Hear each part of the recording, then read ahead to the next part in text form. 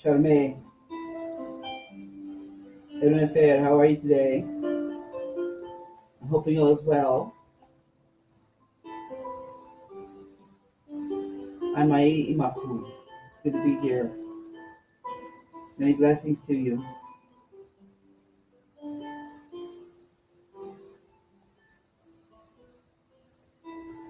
Another different opening, yes.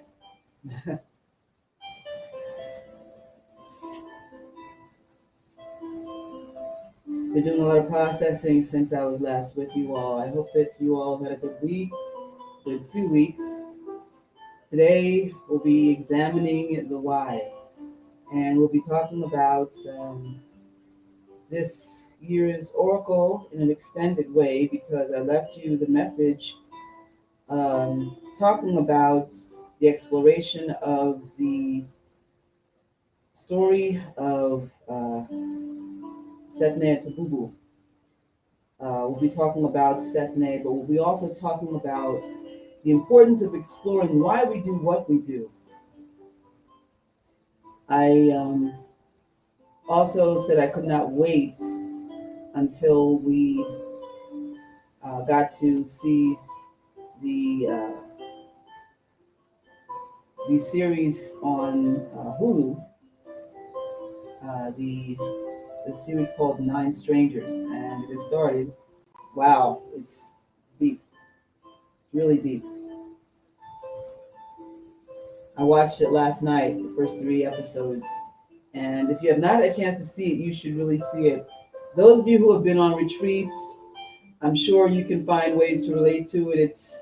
It's serious, it's humorous too. There are many points that you can definitely relate to. I related on so many different levels as a participant in a retreat, as somebody who has facilitated retreats. A lot of pain. Oh wow. Even as someone who's gone to Girl Scout weekends, even band camp, going all the way back into my childhood. And, uh, I'm going to tell you something. I remember thinking to myself, I can't think of one retreat that I've gone to where I felt as though I benefited. Not a single doggone one. Not one. I remember coming home feeling more stressed out than I did in going. And being all kinds of enthusiastic about going, and then feeling as though I need to have a vacation for my vacation. I've had retreats with people coming to my house, and sometimes people coming and within 5 minutes thinking, oh my God, I am stuck with this person in my house for the entire doggone weekend. Oh Lord. The New Age movement has done us absolutely no favors. Really. And there's been a lot in the African centered movement as well that has done nothing but taught people a bunch of gimmicks.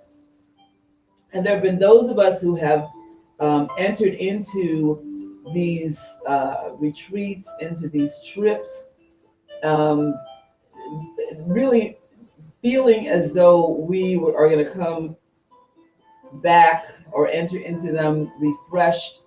And I'm not taking away from people who have experienced that feeling as though they are refreshed. Bless you. Bless you.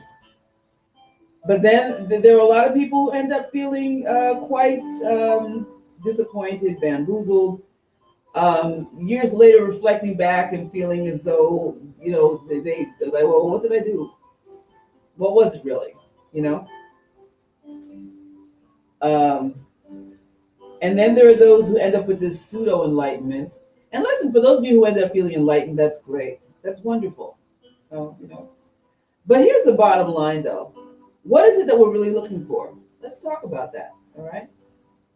We will have a form of service today, okay? But I just want to tell you, my bottom line is let's really look at what it is that we have been through and what are we looking for. Because a lot of us end up feeling as though we're looking for something, but I feel that a lot of us are running away from something. I really do.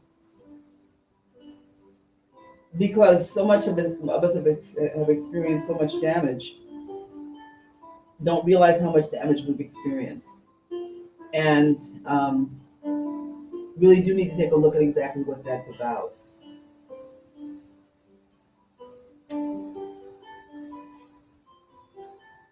Yeah, yes. Let me just take a moment to share.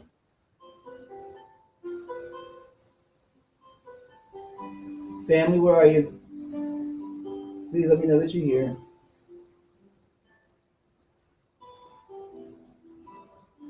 Keep opening up for Facebook and keep getting my camera. What is this? Come on. Come on.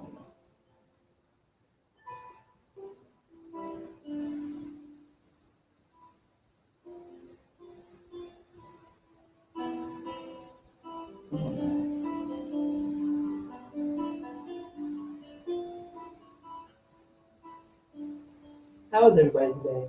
How are you today? Let me know. Let me know. Hoping all is well with everybody.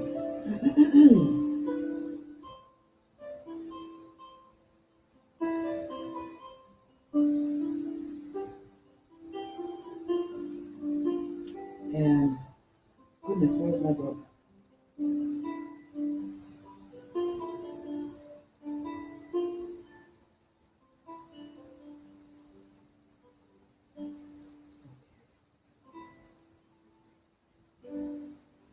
And if you've had good experiences with retreats, let me know.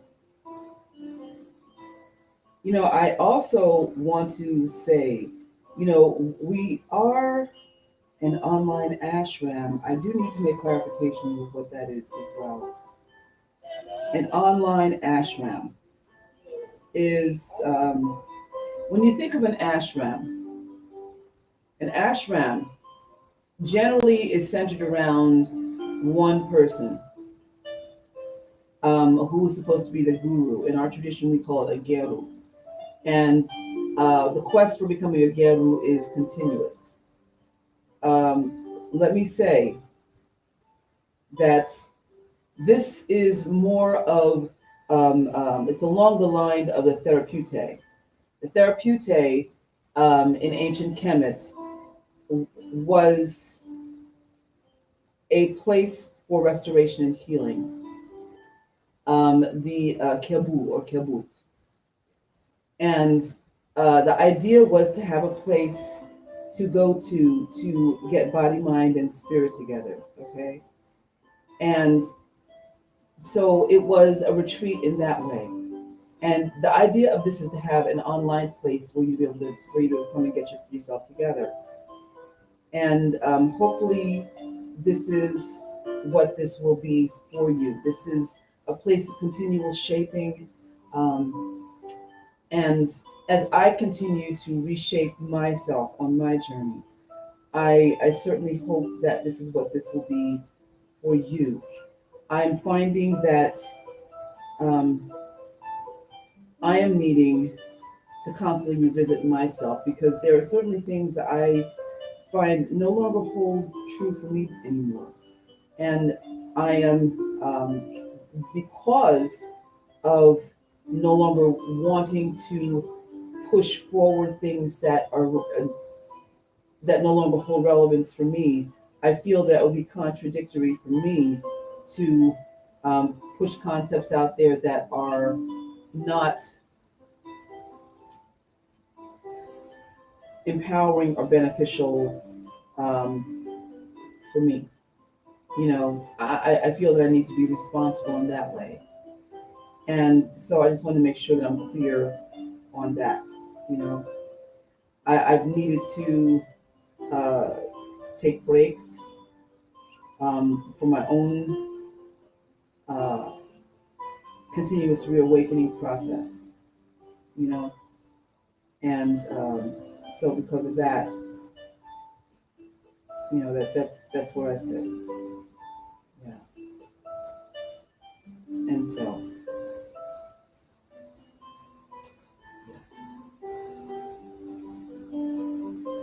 all right, that's enough sharing. Okay.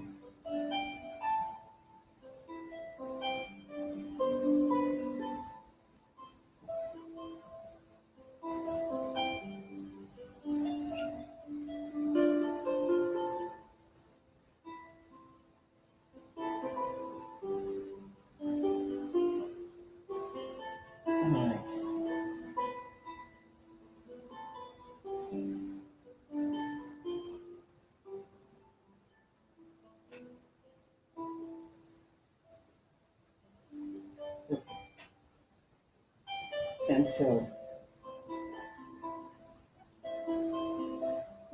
okay, and so let's take a moment now to just ground and center ourselves. And Sarek,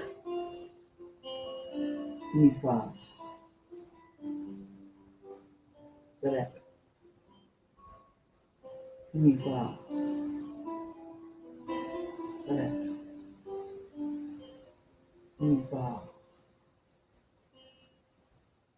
Relax your breathing.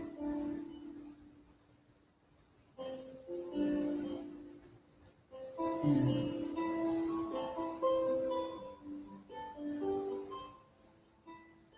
surrounding yourself in a beautiful orb of light.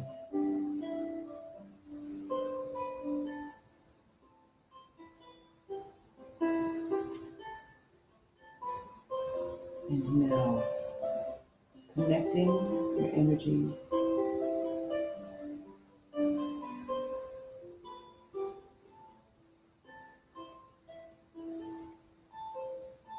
from Uhud, your roots,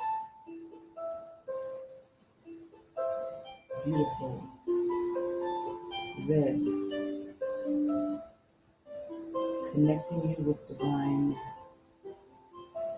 stabilizing energy, Anukardi, bringing the energy up from your feet, stabilizing energy. And now bringing it up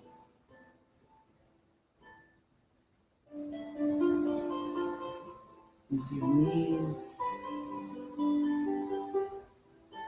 and into your tailbone. Anukardi, I am stable and secure.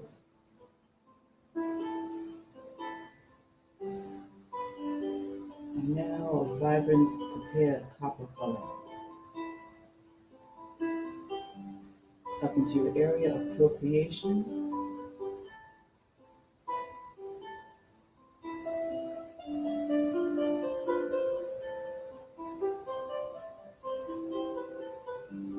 And you can prepare.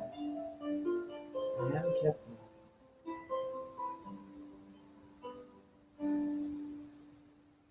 Creating joyously in divine flow, removing all blockages,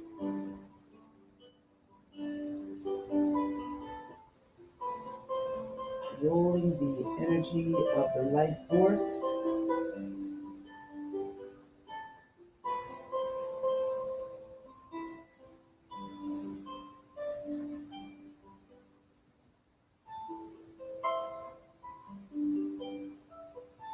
now moving the energy into Sunkti, a vibrant yellow.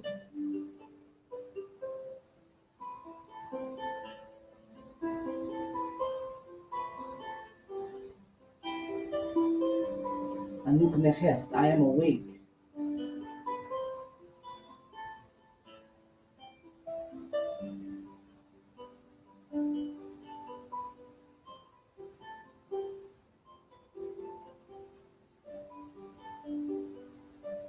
And now moving it into the heart, vibrant green.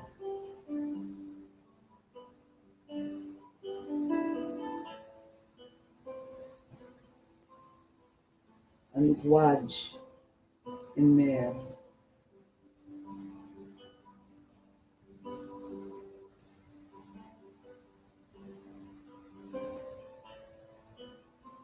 I am healthy with a healthy love. Select. Nifa. Select. Nifa. Select. Nifa.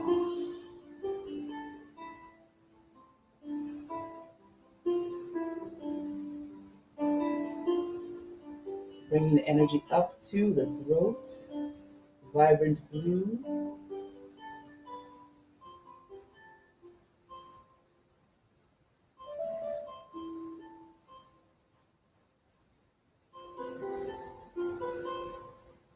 Yerni is set. I am on my throne.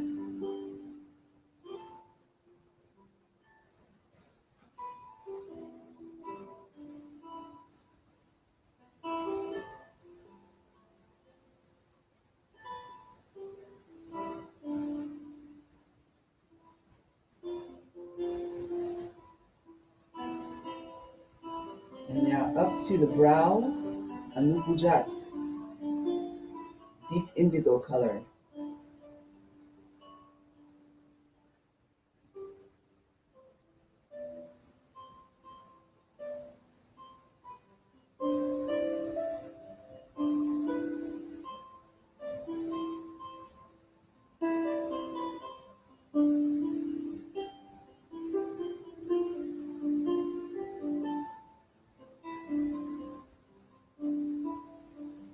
Keniteni, I have accountability for my thoughts.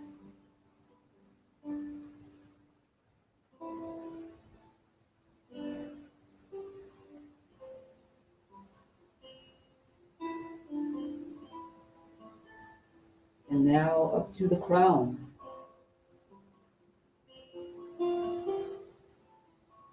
Anukwe and we. I am one with the one. Vibrant gold, silver, lavender.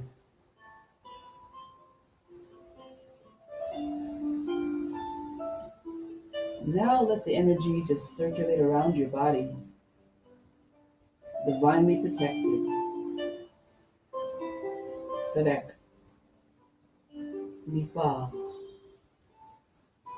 Sadek, Nifa, Sadek, Nifa.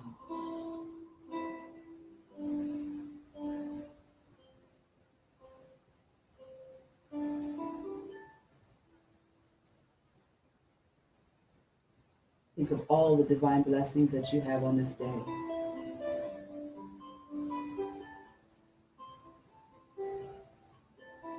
As I count down from 10 to 1, we'll move back into the space of this room. 10, 9, 8, 7, 6, 5, 4, 3, 2, 1. Let's open our eyes and give thanks.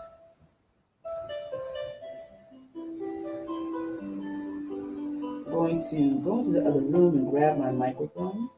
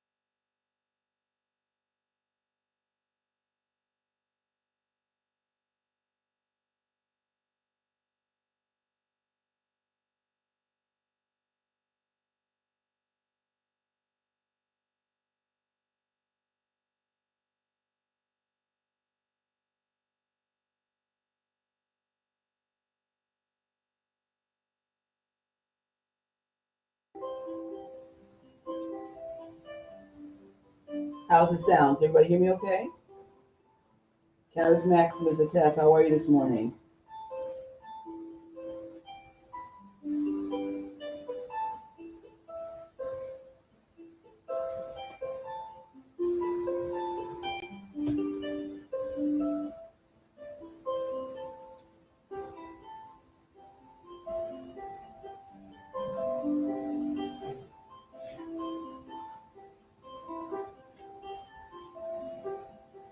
Great.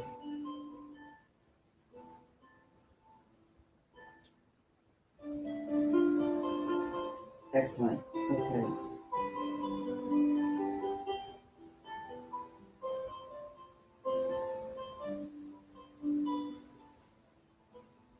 Shameless plug. A dear friend of mine, Dimitri Reyes, is having the debut reading today on YouTube of his book every 1st and 15th. And he asked his friends to each choose a poem from the book. And so I chose To Kill a Mockingbird, and we each submitted videos. And so I submitted mine.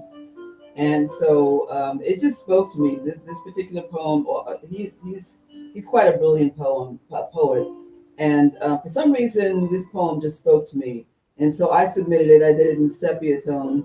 And so I channeled my best Wednesday Adams as I did it, I have to say. If Wednesday Adams was a um,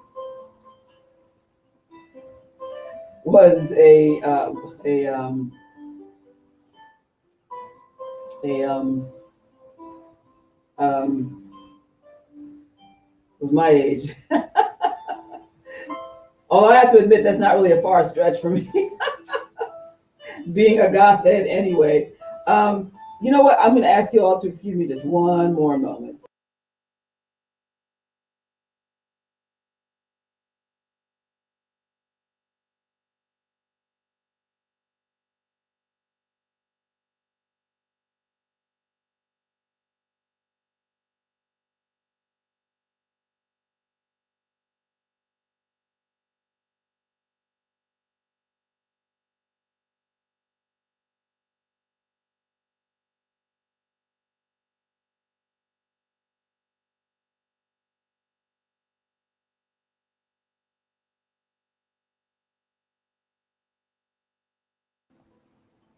Okay, I had to take care of something.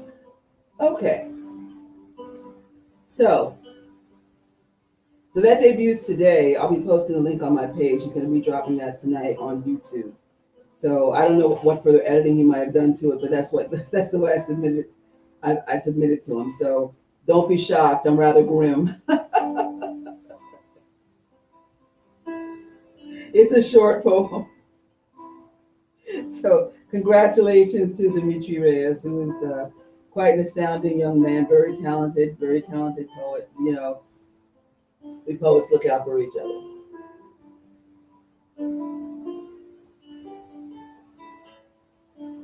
Okay. All right. So have any of you had the chance to see the? I opened up talking about Nine Strangers. Have any of you had a chance to see it on Hulu? Wow.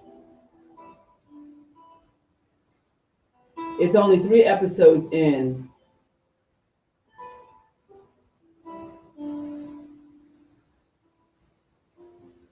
Oh my God. Oh my God. Woo! Oh my God. It's quite disturbing. I mean, listen, if you've even just gone away to sleepaway camp, you're going to be upset by it. I'm just so upset on a number of different levels. Um,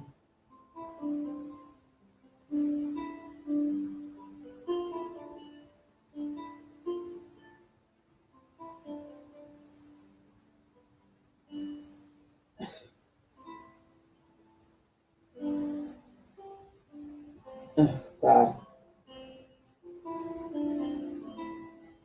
Yeah. So, and has anyone seen it?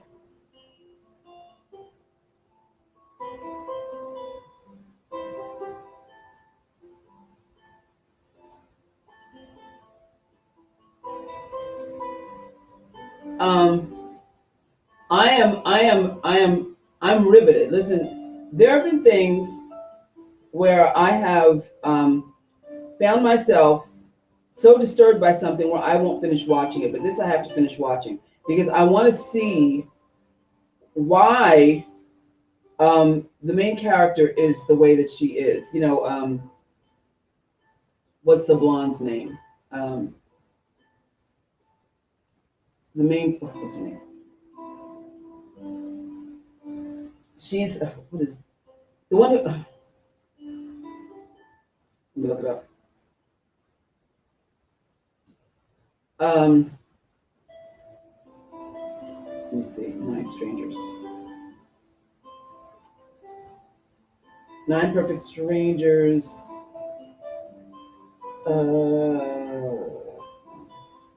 I'm looking it up so I can get the names of the characters. Yeah, Nicole Kidman, because her character is jacked up. And you get a little bit of the backstory about why she has become the evidently self-proclaimed guru of this sanctuary. But she's sadistic. She's so sadistic, like the typical sadistic people who have. I mean, excuse me a moment. I Miss Irene. How are you? I'm okay. Oh, do you?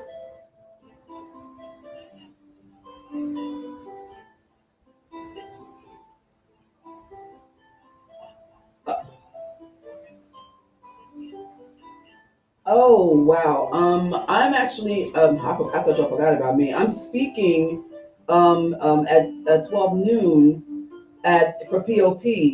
The commemoration today for Nat Turner is taking place, and they asked me to speak because one of my ancestors actually fought with Nat Turner. Oh. Um, I mean, yeah. I mean, I hadn't heard anything from you all, so um, I,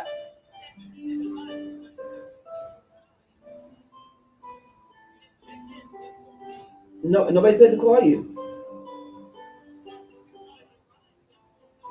Uh, uh, Take care. Life. Anyway, I'm speaking today at the Nat Turner commemoration for the People's Organization for Progress.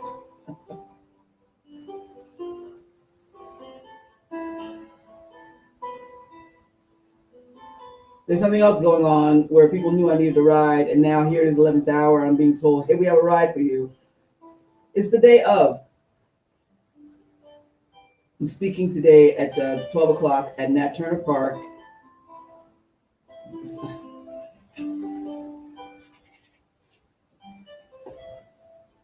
Anyway, I'll be there. Um, I was saying, um, so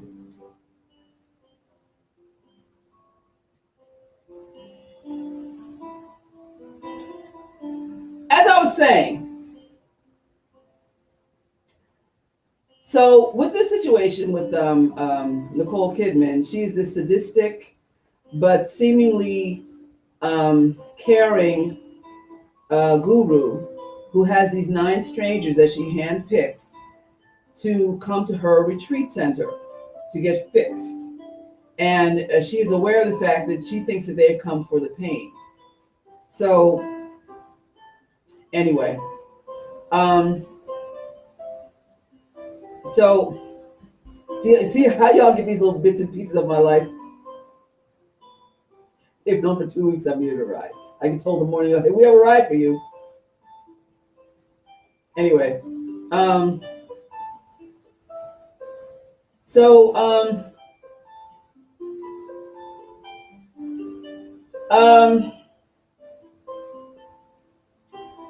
okay. So back to this whole thing about how many of you have been on a retreat? That's one. If you've gone on a retreat, why have you gone? So why have you gone? There's this one person who was gone because his job has made him go. And this other thing where like their like devices are taken and they're not allowed to have any kind of communication with the outside world. Also,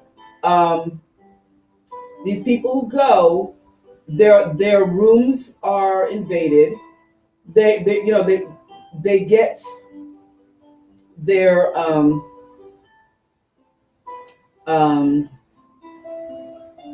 bags are like invaded. People they're allowed to have their stuff taken. If they have medication, their medications are taken and stuff like that. And it's metaphorical in so many different ways because their lives get like invaded, right?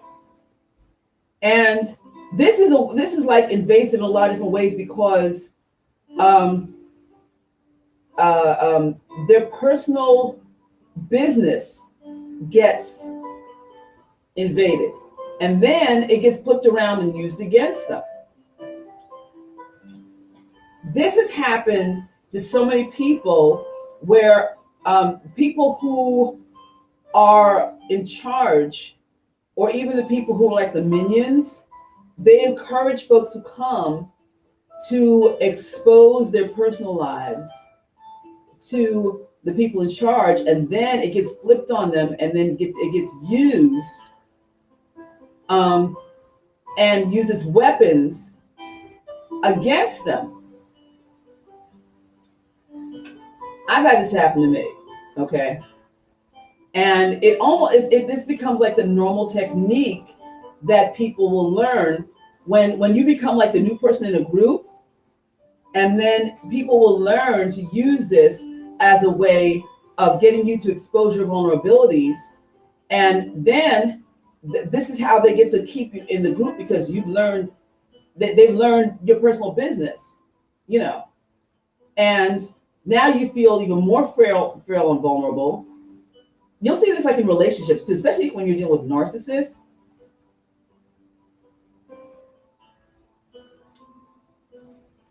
It's horrible. It's horrible. And so in this group setting, especially like if you're in a place like in the woods, oh Lord, now listen, I'm like nature child. I love the woods, okay? I don't like being in wooded settings, in faraway places with a bunch of strangers where your creature comforts are taken from you anyway. And now you're in like this forced discomfort. And good Lord, don't let me be out there without running water. Oh no. No running water, no hair dryer, no. No. Listen, even in situations also, like if I've been like out there as a headlining performer, it's horrible. It got to the point, I told y'all before, where I've been someplace where I'll say, look, if you want me, y'all better have a hotel handy. Put me in a nice hotel room. Nice. Don't put me in like some Days Inn or something. Okay, I'm sorry. And it used to be that I'd be like all like, all right, I can rough it. I'm gonna be out there with the community and so forth. No more of that. No, because all it does is make me too vulnerable. I've ended up having seizures out there and horrible things happen to me. No. I'm done performing. Y'all better drive me to the nice hotel. Okay? No, not no Motel 6. No. I used to think that would make me seem bougie or whatever. Listen, bougie me to the hilt. All right? I can't do it. Don't put me out there and make me frail. Next thing you know, you're out there crying and drunk. Okay. You're too vulnerable. You've broken yourself open, and it is not a good psychological experience. People have been out there and had all kinds of psychotic breaks simply because of the fact that it's just too much. And why? Here's the why. Because a lot of us end up going on these excursions because we've got a lot of emotional baggage that we have to deal with, that we want to deal with and don't know how. And we're trying to really, on some level, get to what's going on. We're trying to leave the rat race. We're caught up in jobs that we hate. We're taking it because we need the money, because we've got mortgages, we've got rent, we've got all these different situations with bills, or we've got kids with conditions. We're caught up in all these different things they're bringing us to the brink of madness, or we've got a bunch of emotional stuff from our childhood that we haven't had a chance to deal with yet because we're caught up in trying to live, and we're constantly running, and don't have a chance to deal with why we have this situation.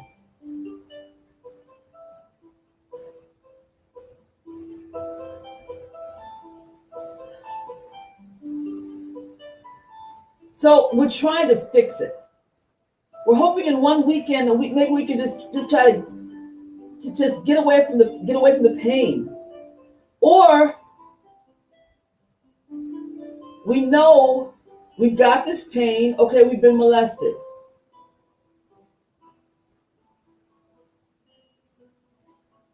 And okay, on one level, we know one weekend's not going to fix it. But at least maybe we can get a Band-Aid.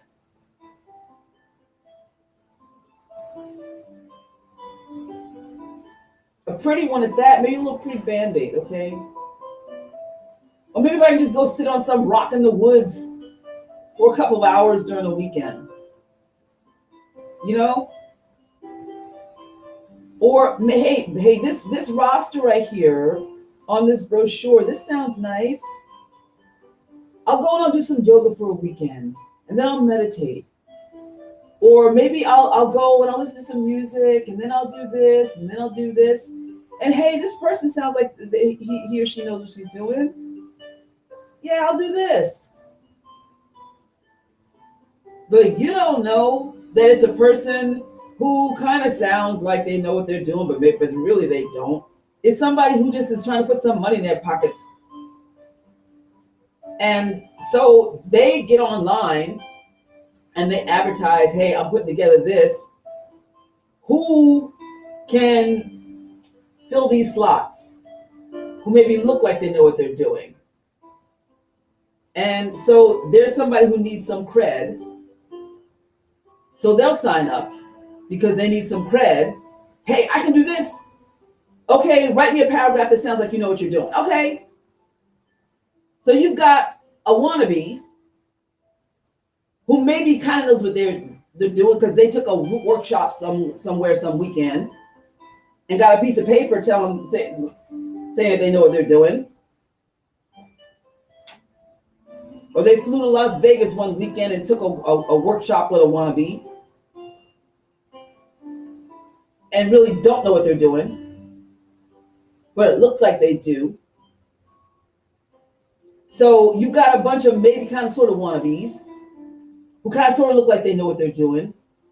And then you go and you get broken wide open emotionally during this weekend. Wide open. And do you have somebody who knows how to put you back together? Maybe, if you're lucky. And many times you have people who really don't. I've seen this happen.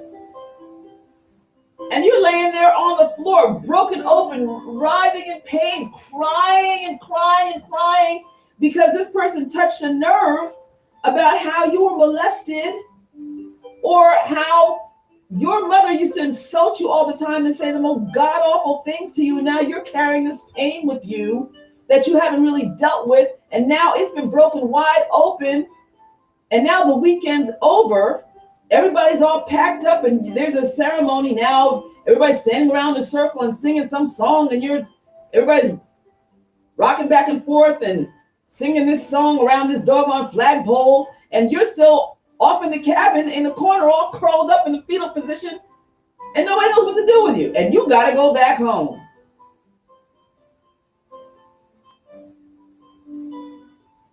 Know how often I've seen that?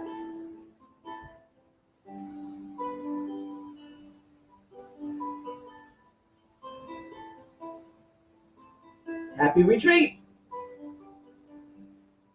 I've seen that at African ceremonies. People are talking about call on the ancestors, call on the ancestors. All of a sudden, somebody gets possessed, and now you fell out on the person's falling out on the floor and rolling around and rolling around. People don't know what to do because the wrong ancestor got called up.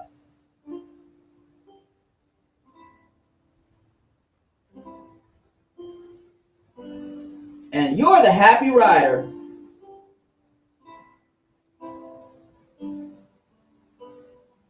People are like, wow, this is deep. People leave like, wow, that was great. No, it's a mess, a hot mess. I was in a ceremony once. The African shaman, he's stoned out of his mind. He's sitting there playing his flute. This woman, she gets possessed. She goes to the middle of the little altar that they had set up. She digs up the rocks in the middle and she's pouring the rocks all over herself, talking about, woo! Woo! And the woman who was so-called controlling the situation, she didn't want to look stupid. She was like, oh, she's possessed by the spirit of so-and-so. She'll receive people now. And now people are thinking, oh, she's possessed by this ancient spirit. You know, people don't know. You don't want this spirit up in here. And the shaman, who's completely out of his league, and he's stoned out of his mind, and he doesn't want to look stupid because he didn't know what to do. He's just sitting there stoned playing his flute. I picked up my plate of food and walked out.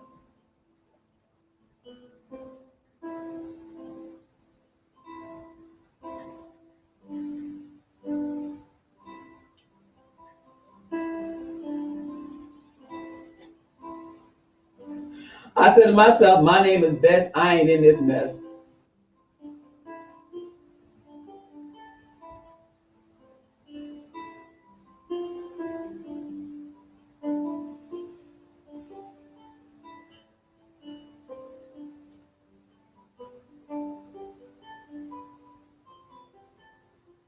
Listen.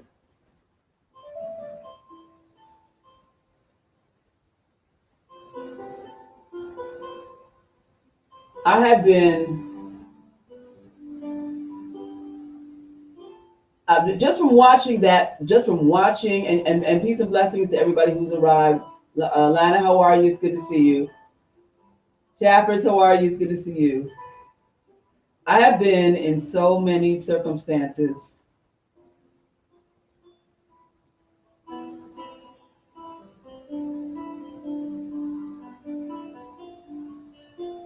and I'm telling you, I really had to stop and think, how many retreats, and I've been to so many, how many have I been to that I actually enjoyed?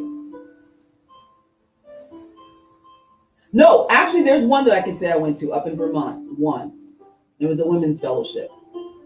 But did I enjoy sleeping over? I can't say that I did, because I didn't. At that point, I thought to myself, I'm not going to any more woods. I enjoyed the women's fellowship. I did. That was a rocking time. that was some serious women's fellowship. It really was. But that was also the time when I realized I am too long in the tooth to be doing this women's fellowship stuff anymore. I mean, be doing this wood stuff anymore. I can't do it. I can't do it. But the rituals were on point. They were. They absolutely were. And I can't, it's one, I'm sworn to secrecy with that, and I will not break that. But it was righteous. It really was. It really was. Yeah.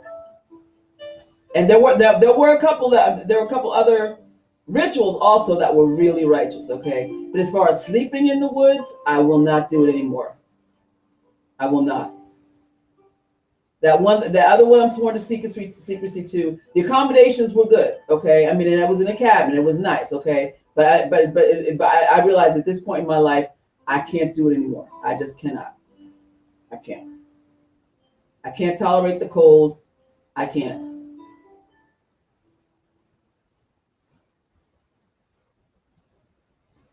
But the integrity with that one was righteous. But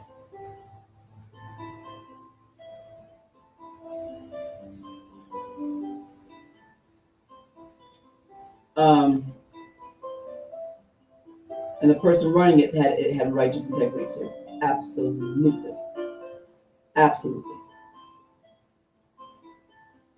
She's someone who's well known. I stand behind her. Righteous. No, wait. There's no, yeah. And these are women who are older.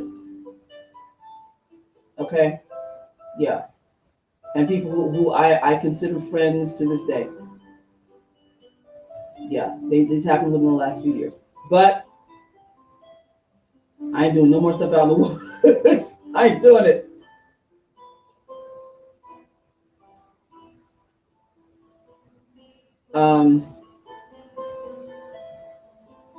So,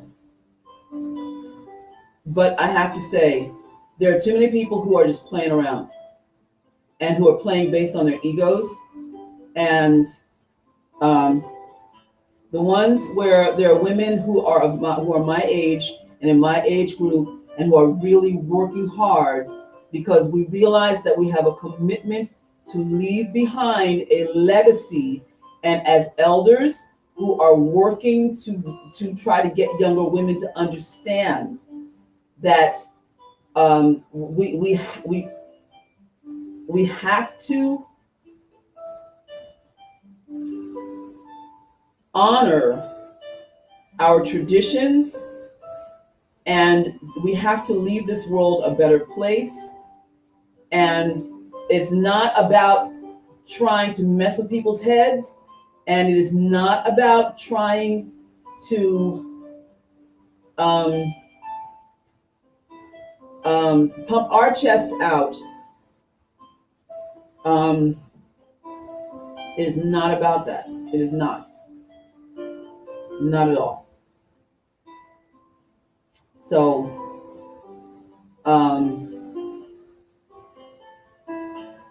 but this whole thing where it's a hippie party or a weed party or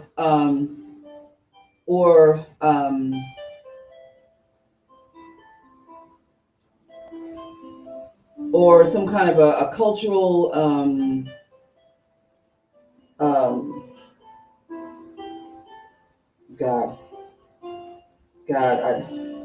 one of these days I'm gonna write a book about what not to do. You know, in fact, I started to do that years ago based on the messes that I have experienced out in the woods where people really were just truly messing with folks' head. You know, truly. Yeah.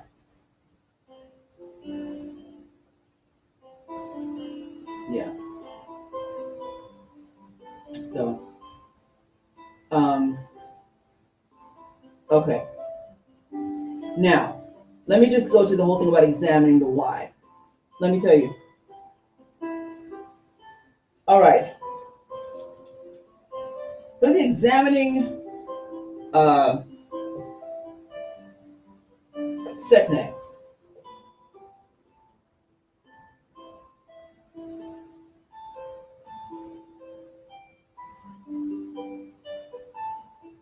And I just also want to say with the one that the one that I went to, the last one that I went to that was of such high integrity. This one of these women has been bashed online unjustly, and I can say for myself, because of the integrity that I've experienced with her, um, that it truly is really unjust, and um, I have to stand behind her. She and every single person that was there at that retreat just demonstrated so much integrity.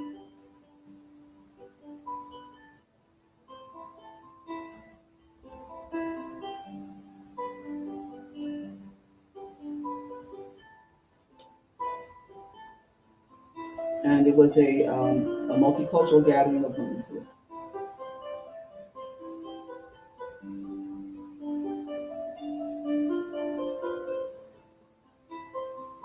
And the one before that was a different gathering. It was a multicultural gathering of women too.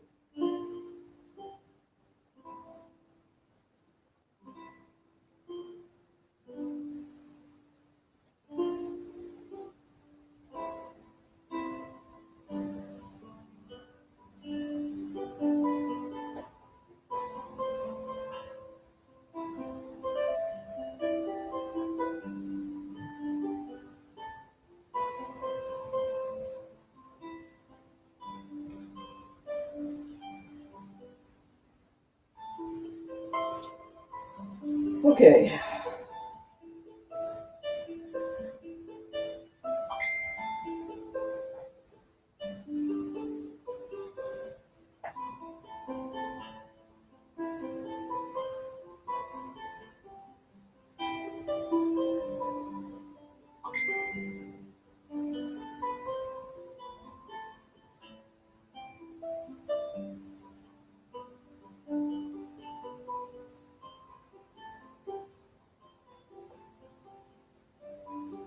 Excuse me, I'm just trying to find this page.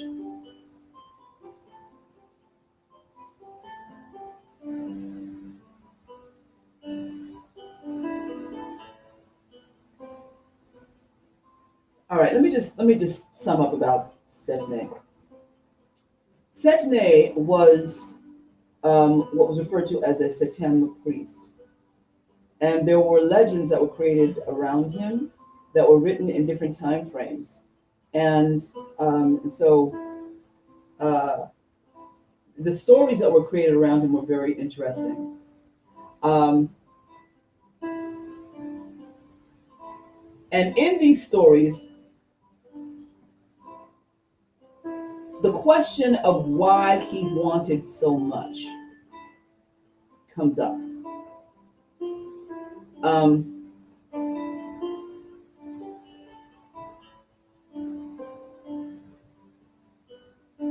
I should also tell you,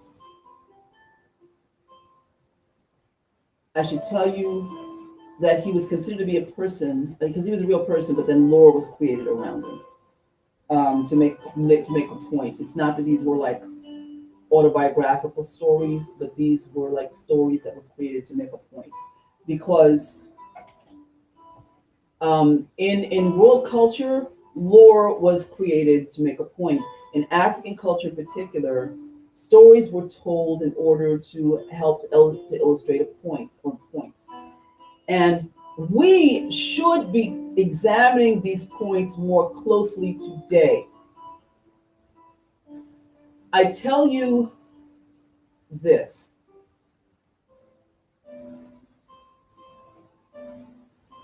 Many times, people don't pay attention to the stories when they should be,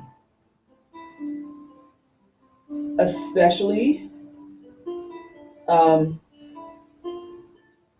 so um, we can understand how we should um,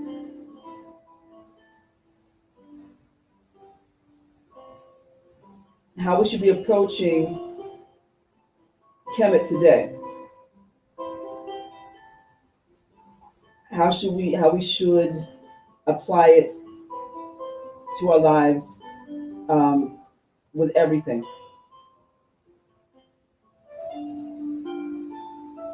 And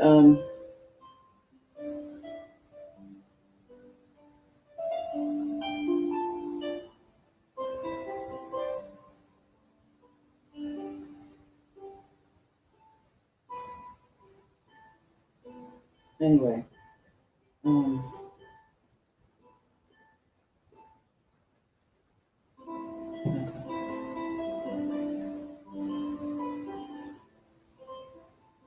many people go back and forth to Kemet. They take their pictures. They go into places that, quite frankly, the philosophers back then, the teachers back then, make very clear we should leave undisturbed. They miss the point. Okay, so we have the pictures, we have the evidence, we have the writings, we have the stories, the written stories that were left behind. Yet people still don't get the point. There are certain things that should not be disturbed.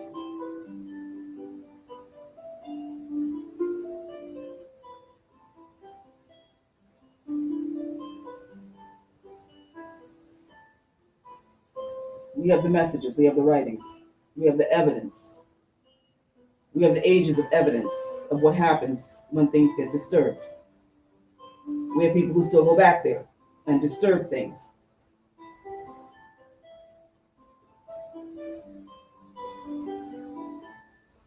I must tell you personally, I have no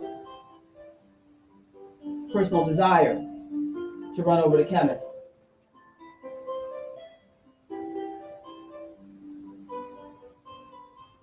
There is great disparity there.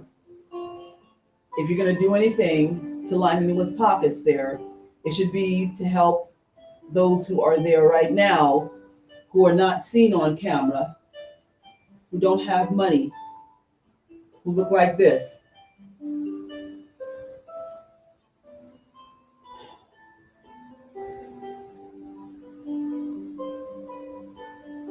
As opposed to going over there and proving that you were there and lining the pockets of those who don't need the money.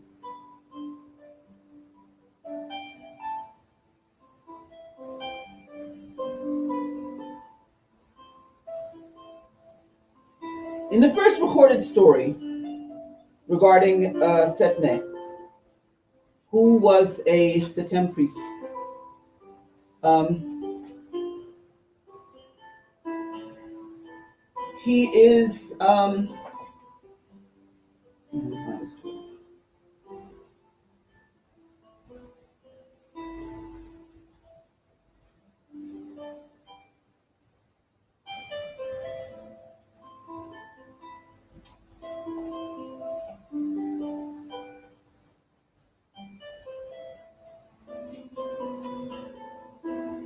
And now I've got to go back. I have to go back to wearing these, unfortunately, since I'm allergic to the hemp.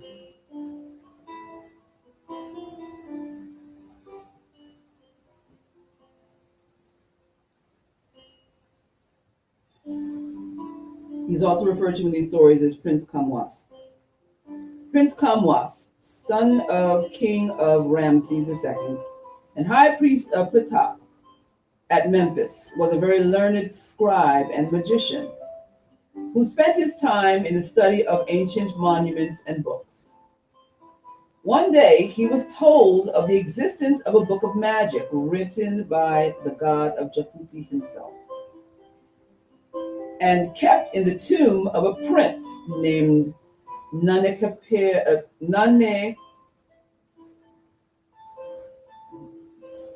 Nanefer Kapita, who had lived in the distant past and was buried somewhere in the vast necropolis of Memphis. After a long search, Prince Kamwas, accompanied by his foster brother Inaros, found the tomb of Nanefer Kapita and entered it. First mistake.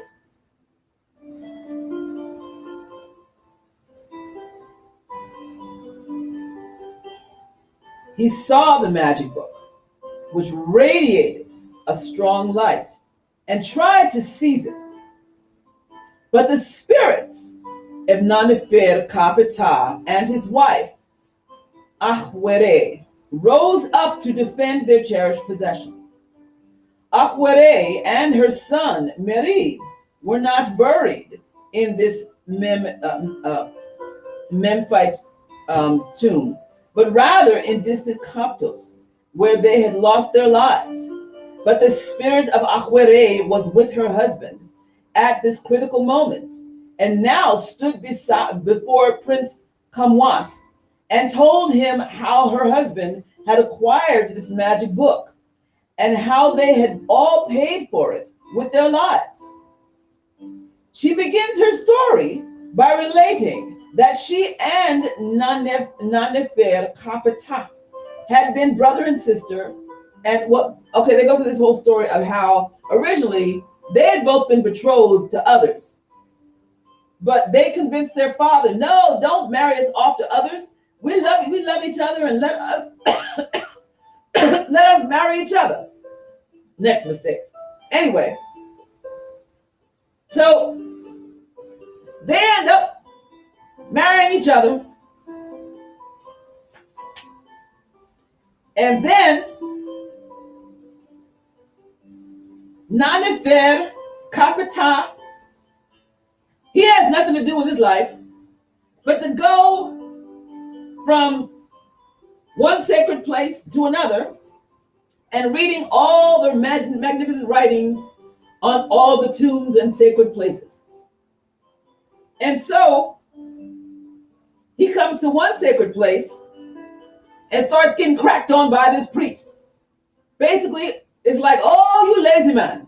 You ain't got nothing else to do but to go around reading all the sacred writings on these tombs. I'll give you something to do. I know where the sacred holy book is of magic that is by Jehoti. And Nanefer Kapita, basically his ego gets wounded. And he's like, oh yeah? Well, I got to have that book then. The priest is like, no problem. If you do this for me, give me this money and give me all this non-taxable money, then I'll tell you where it is. So Nanefer Kapita sets him up, gives him his money. And so then he's like, okay, so here's where it is. It's at the bottom of this sacred water, right?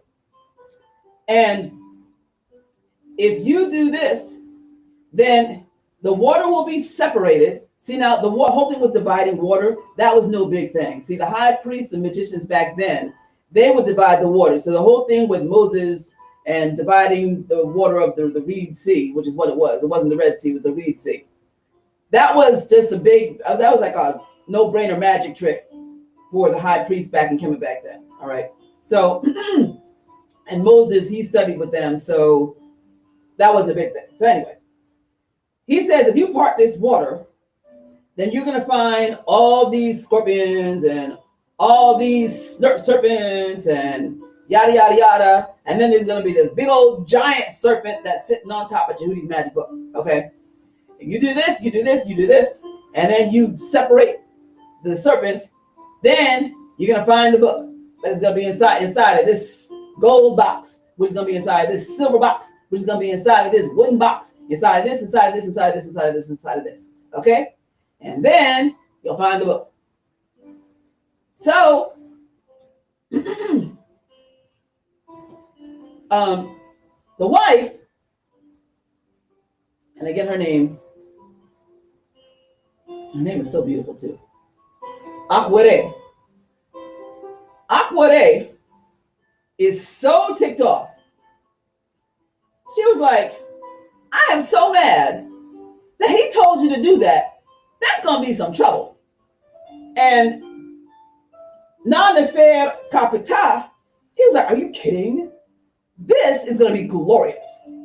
And so, and see, right after he gets told what to do, it's like, all of a sudden, Non-Nefer Kapita, he's like dizzy. Because now all of a sudden he's like, wait, where am I? It's always like this, all of a sudden this whole other scene happens, right? And so now they're on this quest to go and get this book. So now Jehuti finds out and he gets the book, right? And it's like this light is radiating from it, woo, right? So, and when the book opens and he starts reading from the book, and now all of a sudden, all these miracles start happening. He reads from the book, and now he has the knowledge to be able to be able to command the waters, right? And to command the skies, and to be able to understand what animals say. All these miracles of nature, he has the power over. He has the command over all of nature, right? And he pours like beer on it, and then drinks the beer, and he ingests all of this power. He has all this magic at his command, right? It's like he's become a god. Jehuti finds out. He goes before the grand tribunal of gods. He says, do you see what this fool did? This fool went after my magic book that I had hidden at the bottom of the water. He killed my guardian god animal and all of my animals. He split the sea. He did all this stuff to get to my magic book. You see this? What do you say? The God said, do what you must do. This is like when Ray had to go before the tribunal, okay, when mankind was running buck wild, and when Setne said, Pop, let me at him. And when Ray went to the tribunal and said, listen, you see mankind disrespecting me, right? My daughter wants to have Adam. What do you say? And when the tribunal said, do what you got to do, okay? Same thing. Now Jehuti's pissed. See, you never hear about the stories about Jehuti's getting pissed, right? Jehuti getting pissed. Usually he's the peacemaker. See, this shows that Jehuti has another side, right? And this also demonstrates the fact that here's the point of this story. The point of this story shows that yes, magic has its place when it comes to humans, but only so far. That kind of magic is not supposed to be in human hands. You see, right? Like I shared with you in the book of Pebor, where it talks about human affairs and magic only goes so far. When it comes to justification, when man has been wrong, but when it comes to certain things, that's not supposed to be in human hands. That's supposed to be in the hands of the gods. See, this is where Jehuti is like, oh no, this stuff, this is not supposed to be in human hands. And you see, I've been disrespected, and this level of magic has been disrespected. What should be done? And the tribunal said, what? Do what you gotta do. And so, Candace, how are you this morning? So, it was put into Jehuti's hands, and Jehuti did what he had to do. So,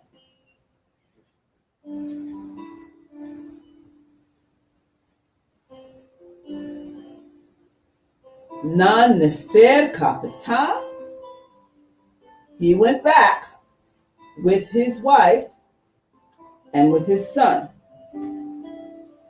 And when he went back home, his little beloved son, because he and his wife had a child, his little beloved son came out onto the boat and fell into the water and died.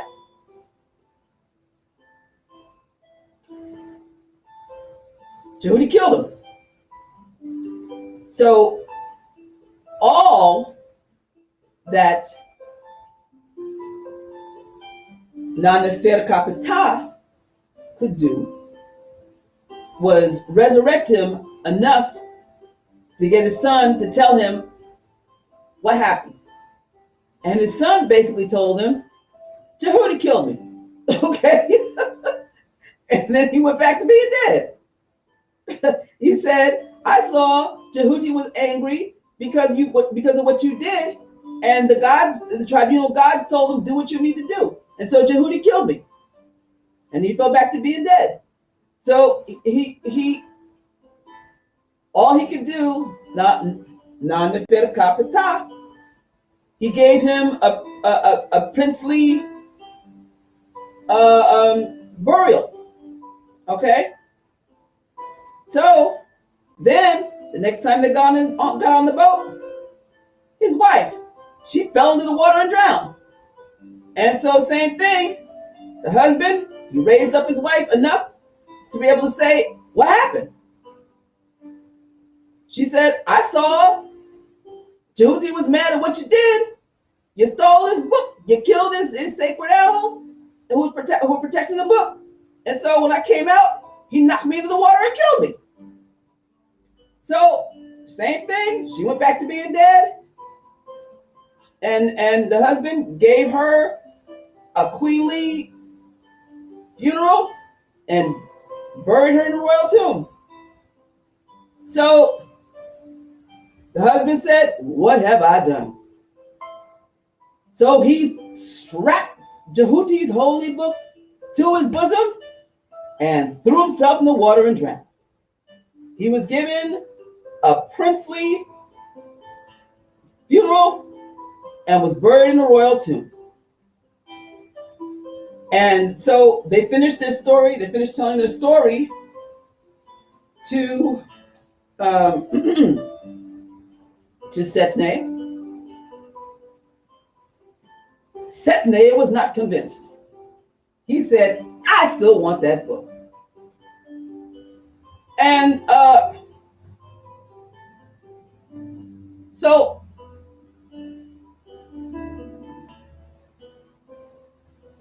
Nanefer Kapita and his wife, as the two ghosts, were standing there saying, you got to be crazy. We warned you and you still want the book? And he said, yeah, I want the book. So Nanefer Kapita said, I bet you I'm not going to give it to you. I bet you how about this? I'll play you in a game of Setne. And if you win, you can have it. So Setne sat there with, you think I'd have the name memorized by now, with Nanefer Kapita. And Nanefer Kapita had an advantage because after all, he had the knowledge of Jehuti's magic book. So he kept winning. And each time he won, not only did he win, but he would take the book and he would hit Setne over the head with it, and he would drive him into the ground with the book. So he ended up being sunk into the ground a little more, all the way up to his privates, okay? So now Setne is ticked off, not only because he was losing from magic, but also he was being insulted by being hit in the head with the book, okay? So Setne, he ordered for his priestly aides to go to his father and to ask his father, who was also a magician, for his magical books to help him out. So they came back. There's some story, right? They came back with the magical books of his father. So now he's starting to win because he's got some more magic on his side. And somehow or another, he manages to win the book he wins Jehuti's magical book and takes it from Na Nefer Kapita, and leaves the tomb. And Na Nefer Kapita and his wife said, "You'll be back." And he's on to his next adventure, which we will continue with next week. You would think, having been forewarned by two ghosts, that it would be enough for him to say, "Keep the book." Why was it not enough? Why, with all of the glory that he had, being Setne, being a royal prince, being someone with all of the knowledge and the glory and the wisdom that he had, not only because of his station, but also because he had resurrected so many grand temples, being somebody who was highly respected, why was it he had to have this book? Why? Why was it that, why? Why was this not enough? Talk to me. What is it within ourselves a lot of times where this is when we don't have enough, when you don't respect what you already have, and you're about to mess it up because you want more?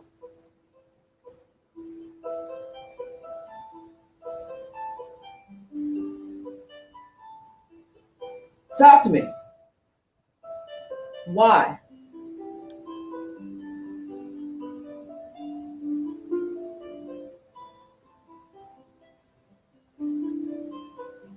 First of all, what did you think of that story? We're examining the why. Does this story resonate within you at all?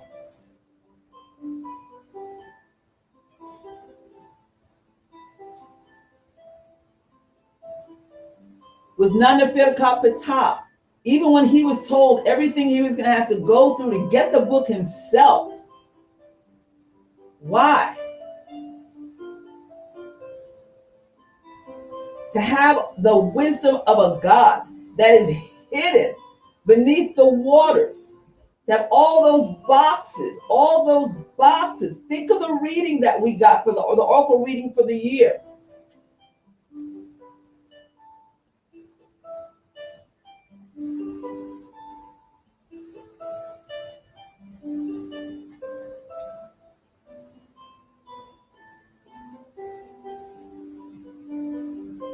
The box, the Hekek box. Y'all hear me?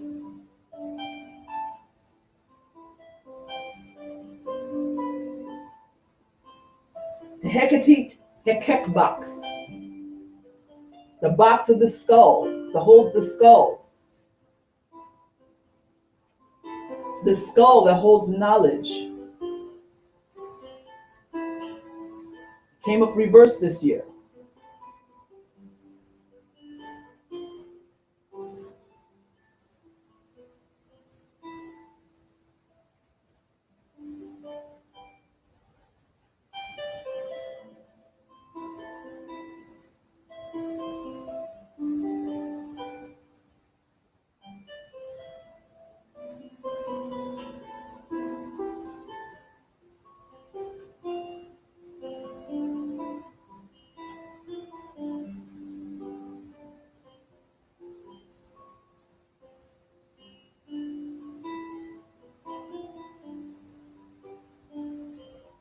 You there?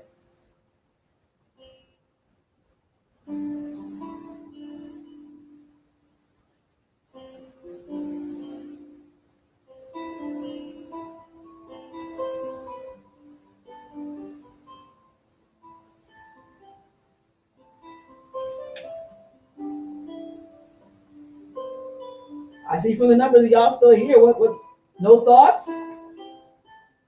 No ideas?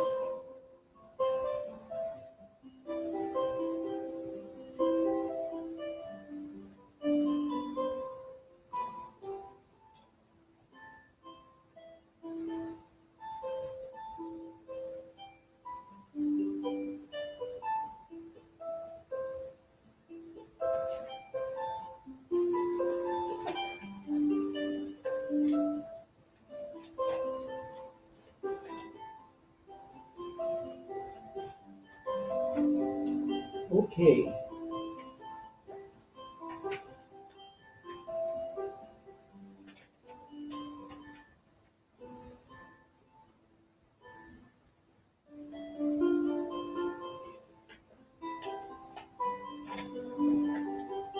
Let's go on to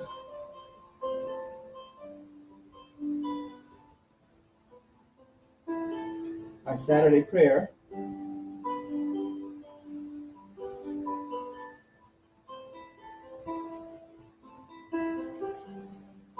Zitaj Dixon, how are you? Repeat the question. The question was, why? Why is it that Setne, even after hearing all of that, why would he still have wanted the book, even after the warnings?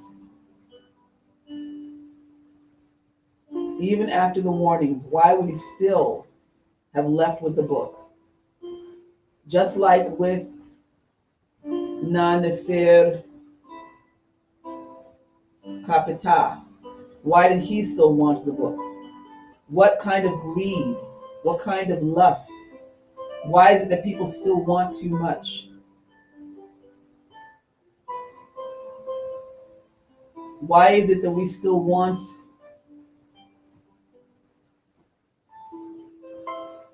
to go beyond, to have the knowledge of the gods, to go beyond our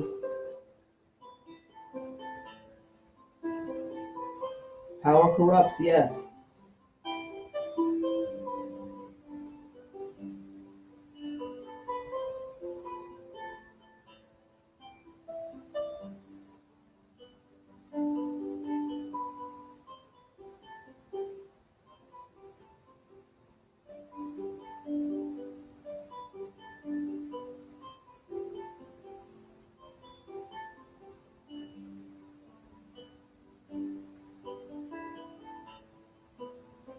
Yes, it's more lust than need, driven by lust.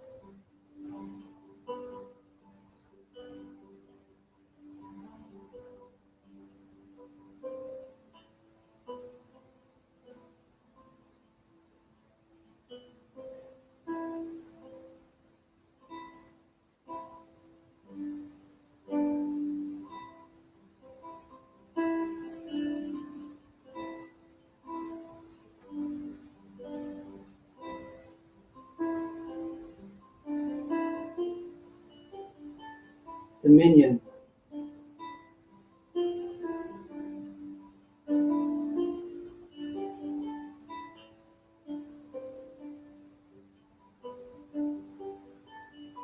A text that we start to consider ourselves higher or more elevated than the Nichiru, and humility goes out the window. Yes.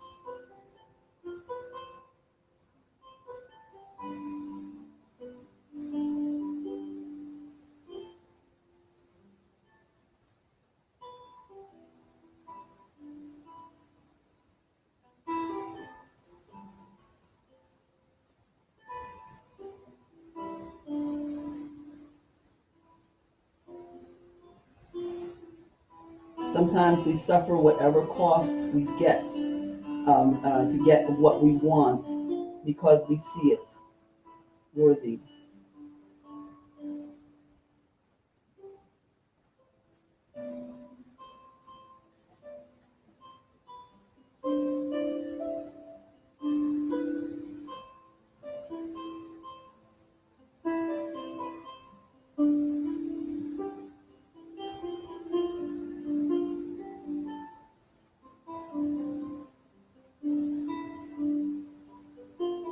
Yes,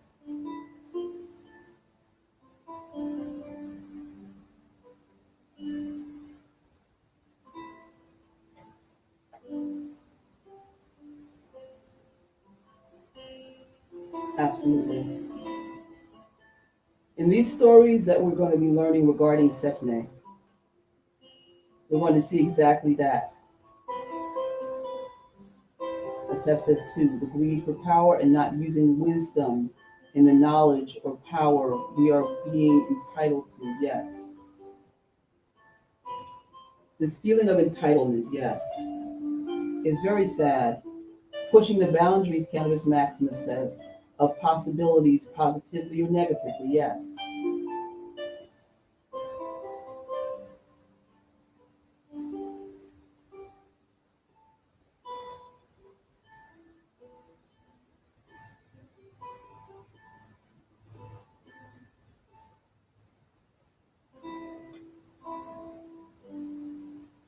It's very sad.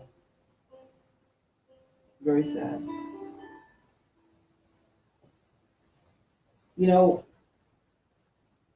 we have to remember that as our biggest lesson for this year, as far as what we want, what we think we want, and why we want it.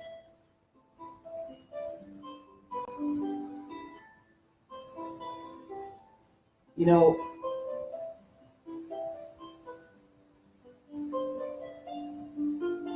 Atef says we're used to the corruption or the lower nature, so we don't elevate to righteous thinking or righteous actions.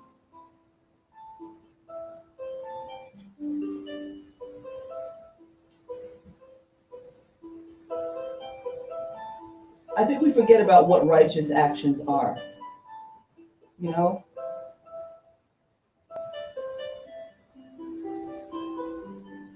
I think sometimes people get so caught up.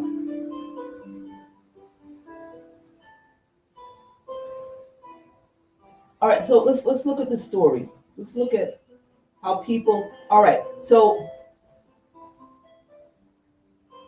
we had the prince. First of all, you know, um, Nanefer Kapita, he was happy just going and reading what was recorded on the tombs. He was fine until this priest starts laughing at him, basically like, "Ah, what you doing?" You know. Okay, so then the prince's ego gets challenged. Okay, so when he was laughing at him, he was fine. And now because somebody's laughing at you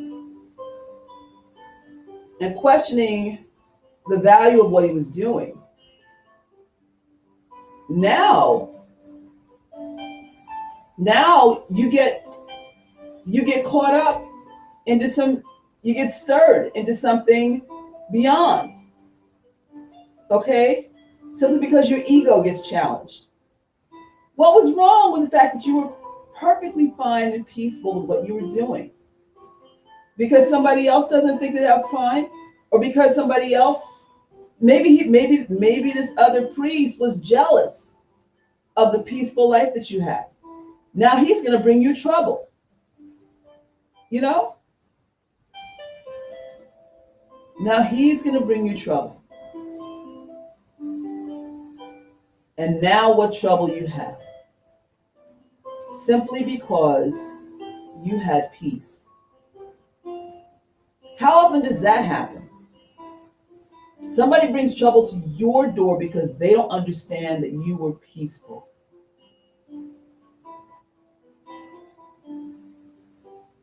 Now you got all this drama. You know? Now you've got to try to normalize this drama.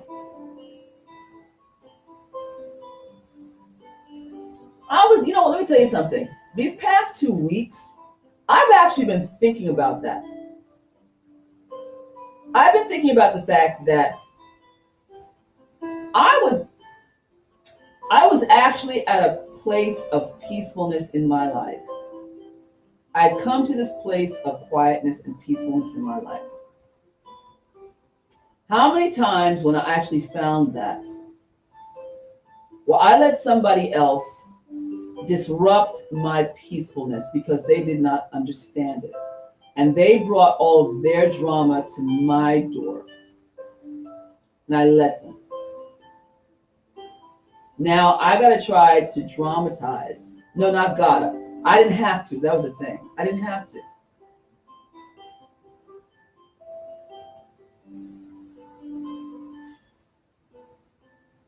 And I let myself acclimate.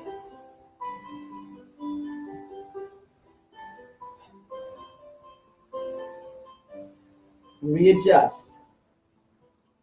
And even, you know what, even just now, with the, you know what, I could have let this drama, wait a minute. I already adjusted to the fact that, you know what, all right, nobody caught up with me earlier to see if I needed a ride. I was like, you know what, it's okay. My day right now is good. Now all of a sudden, oh, wait, we got your ride. Wait a minute, you didn't call me before. I could have flipped my whole day around simply because now all of a sudden, last minute, wait, my day is set. It's peaceful. I have plans. Speaking somewhere, and also I was invited to something else later.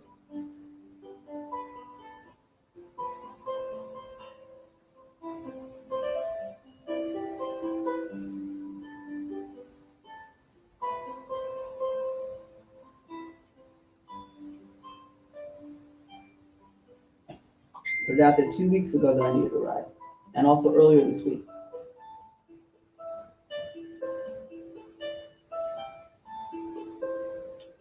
So, Setne. And on top of that, y'all know I have service on Saturday. Setne. Listen. Setne let his ego get caught up with this other person who decided to bring disruption to his life. Okay, so now because you bought into this person who didn't respect the fact that you were fine doing what you had to do. Now, because of they're not respecting the fact that you're happy. Basically, he's like, punk, yo, all you do is go around reading? You should get this.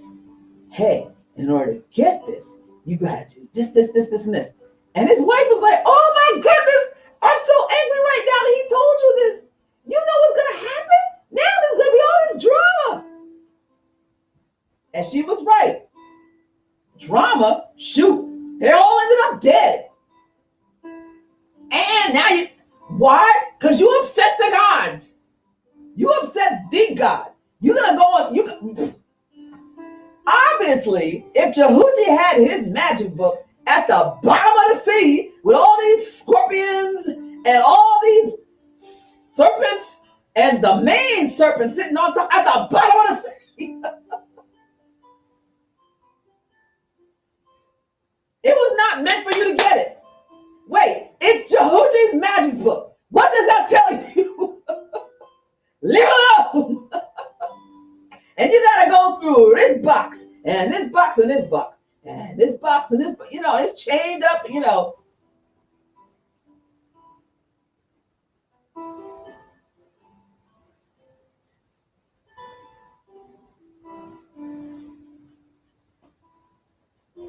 Atef says,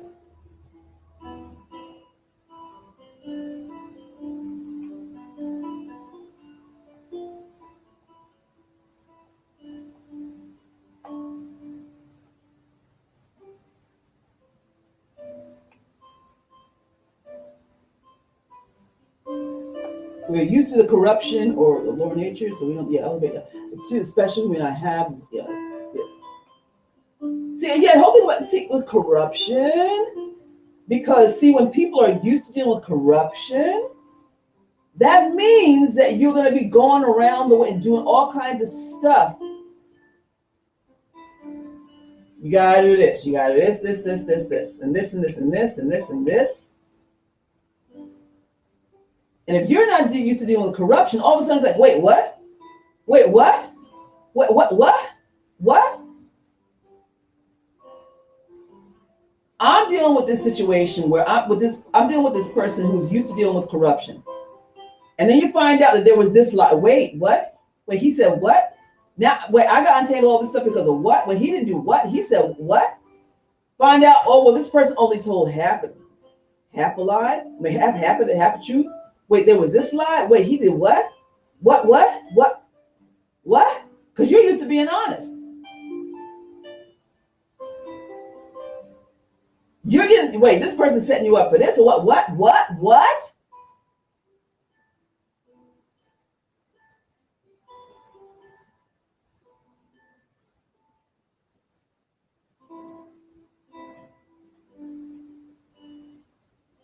Because see, liars are always used to drama and are very, very happy to pull you into their drama.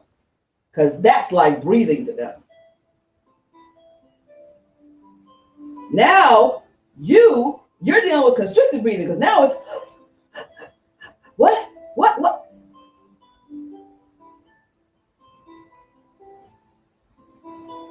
And they're more than happy to sit back and pull you into their mess.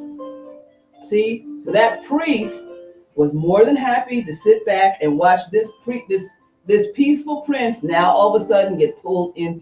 Now the whole family, simply because of your moment of weakness, not being strong enough to say, listen, I'm cool.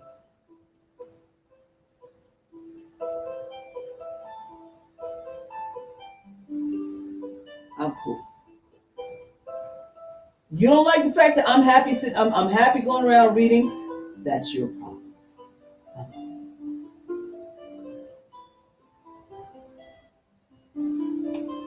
That's where Yehu Chess, self-discipline.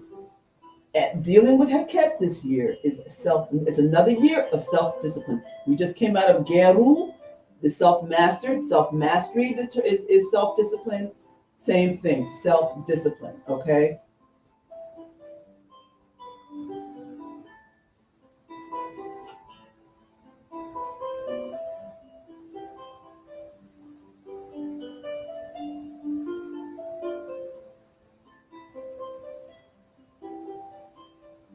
So they kept coming up reverse for this year's Oracle mastery of your head. Yes, we have to make sure we don't give in easily with our emotions. Right? Yeah. Oh, y'all forgot about me. Oh, y'all remembered me. Y'all okay? No. Oh no, y'all forgot about me. I'm good. Got a broken leg anyway. I ain't gonna try to run after.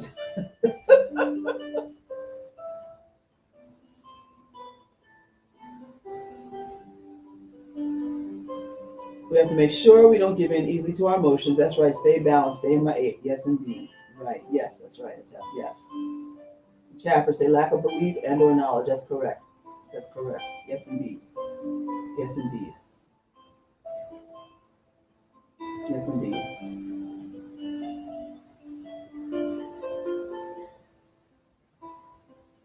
Yes, indeed. And see, Nanefer Kakeper, he had a wife there he should have listened to. She said, oh, no, I'm so angry right now. I'm so angry that he told you this. He should have stopped for a minute and said, okay, wait. See, she was the sounding board. He should have said, wait, what am I doing? What am I about to do? I have a wife and child to consider. Wait.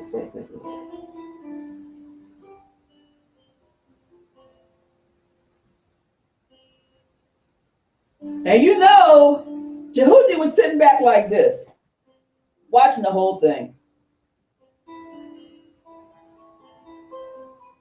Really? Okay. Okay.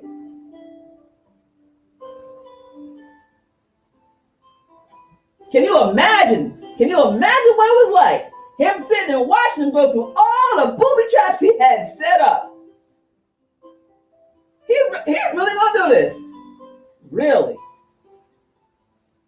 What? He made it to the last spot. He killed my what? You know, he probably had some feelings also for that serpent, the last serpent that he had set up there. And the serpent put himself back together a couple times too. And he killed the serpent. Oh my goodness.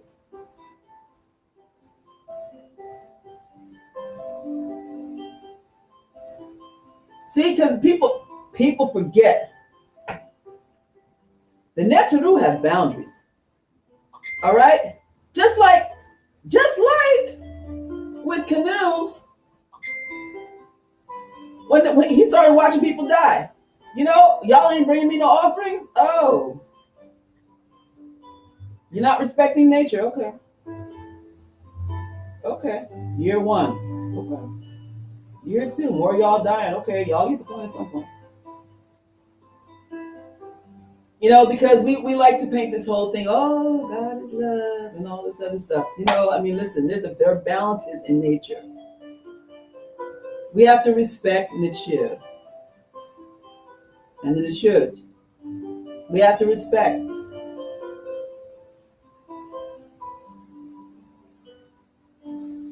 And so now we leave the story with Setne, leaving with Jehuti's book.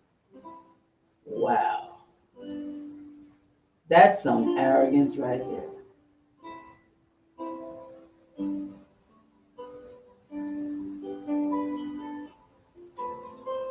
Okay, let's do our Saturday prayer and then let's do our. I'm changing things. I'm changing things because I've had to do some real re examination of our formats and how we address things because I've had to really look at how things have affected my life and what has empowered me and what has disempowered me. Because the whole thing is about our healing overall. And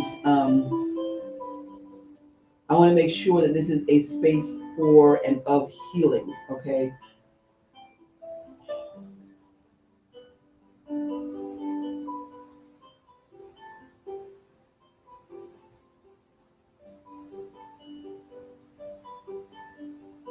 For us all.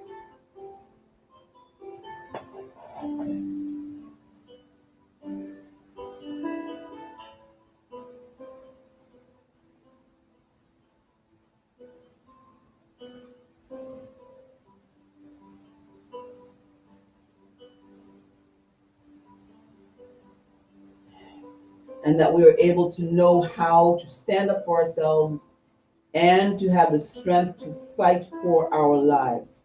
That we are not just quiet and complicit, that we're able to listen to our intuitions and to be able to know when to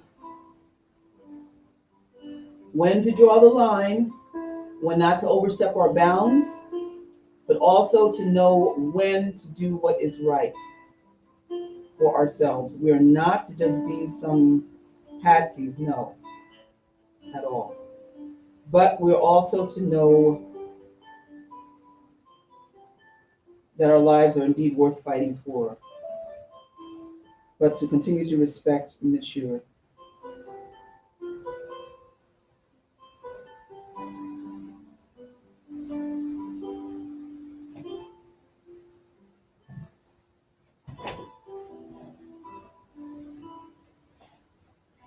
Okay.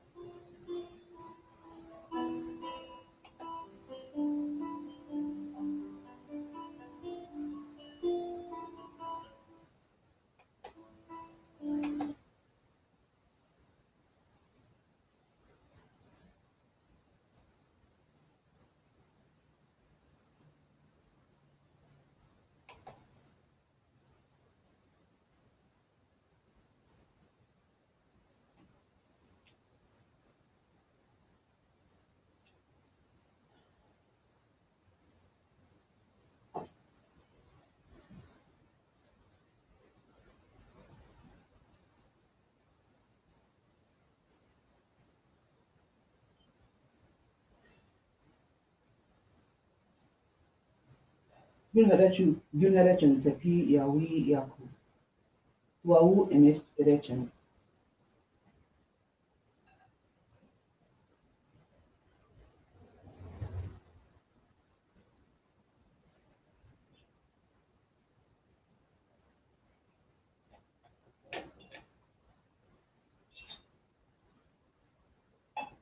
Setne erechen.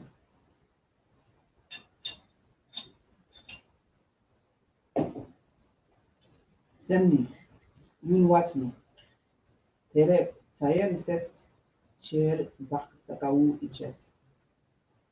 Anuk Tapi Yawi Yaku Inanu, Emem Yaku Seshpetni, I Eshem Ni Em Yama, Yun Herech Seshat, Yama the Sher Unk, Yan Yuni Yadechpet, Yun Herek Akeru, Yuni Besu Emta, Yun Herech Beset, Yun Besuech Bekat, Yun Herek Besu, Bakni Besu, Em Besu Bekat, Yun Herech Unut, Uni Batwatuech Unut, Emta, Yun Herek Ekwat, Wekwadu, Yun Herek Impu, Hekni Im Wadu, Heki Heket Inu, Uni, Uhe Hatni, Anu Uhem Unk, Anu Wajet, Ini Wajet Nefere, Yun Herek Jabuti, Ekni Rekek Em Hetep, Nejni Shesmiher, Shedi Yun Shedaut, Em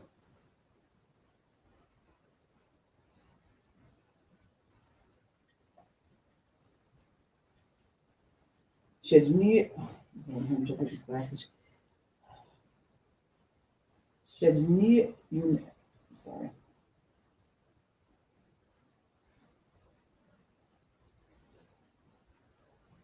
Shedni Yun Shedau Emiyu.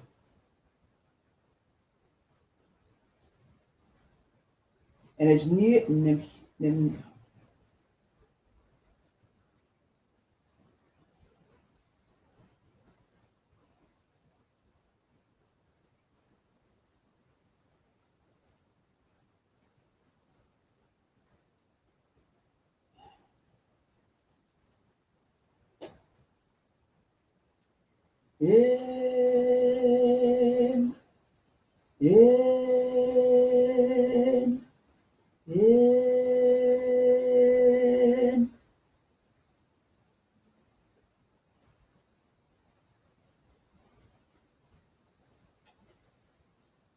Yun Heru Ejenu.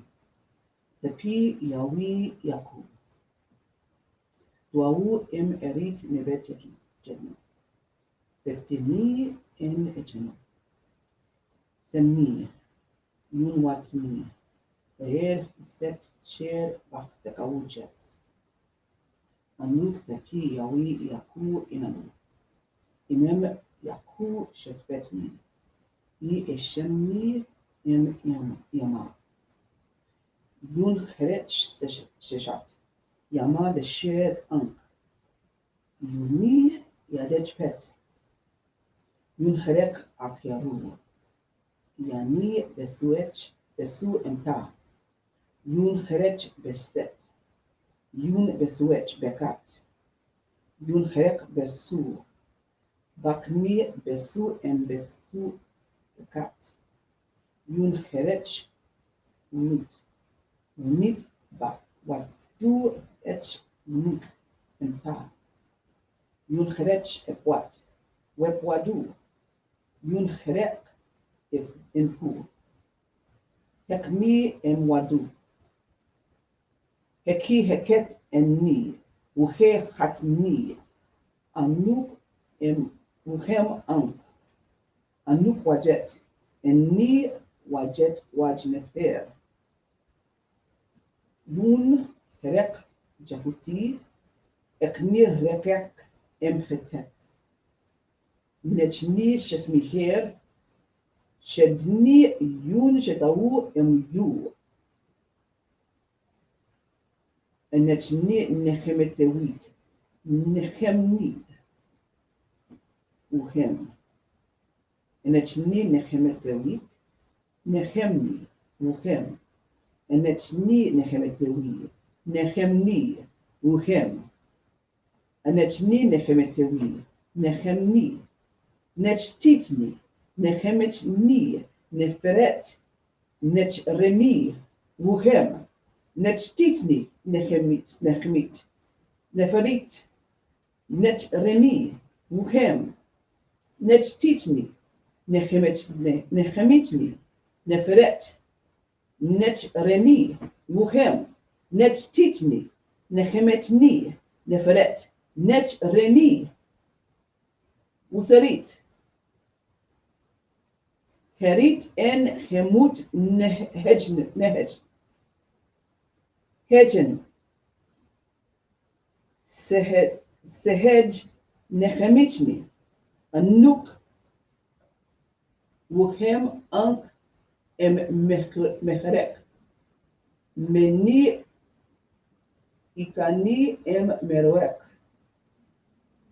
Web Anket Meroech. Yun Yaru Wech.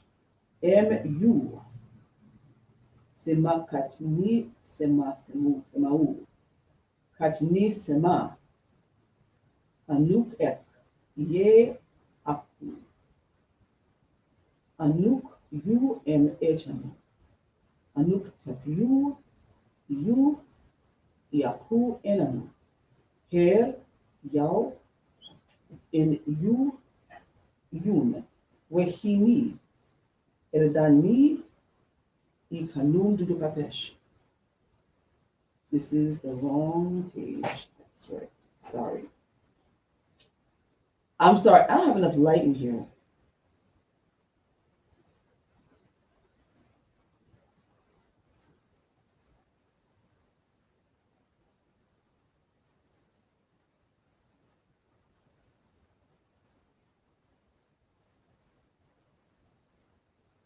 Ah.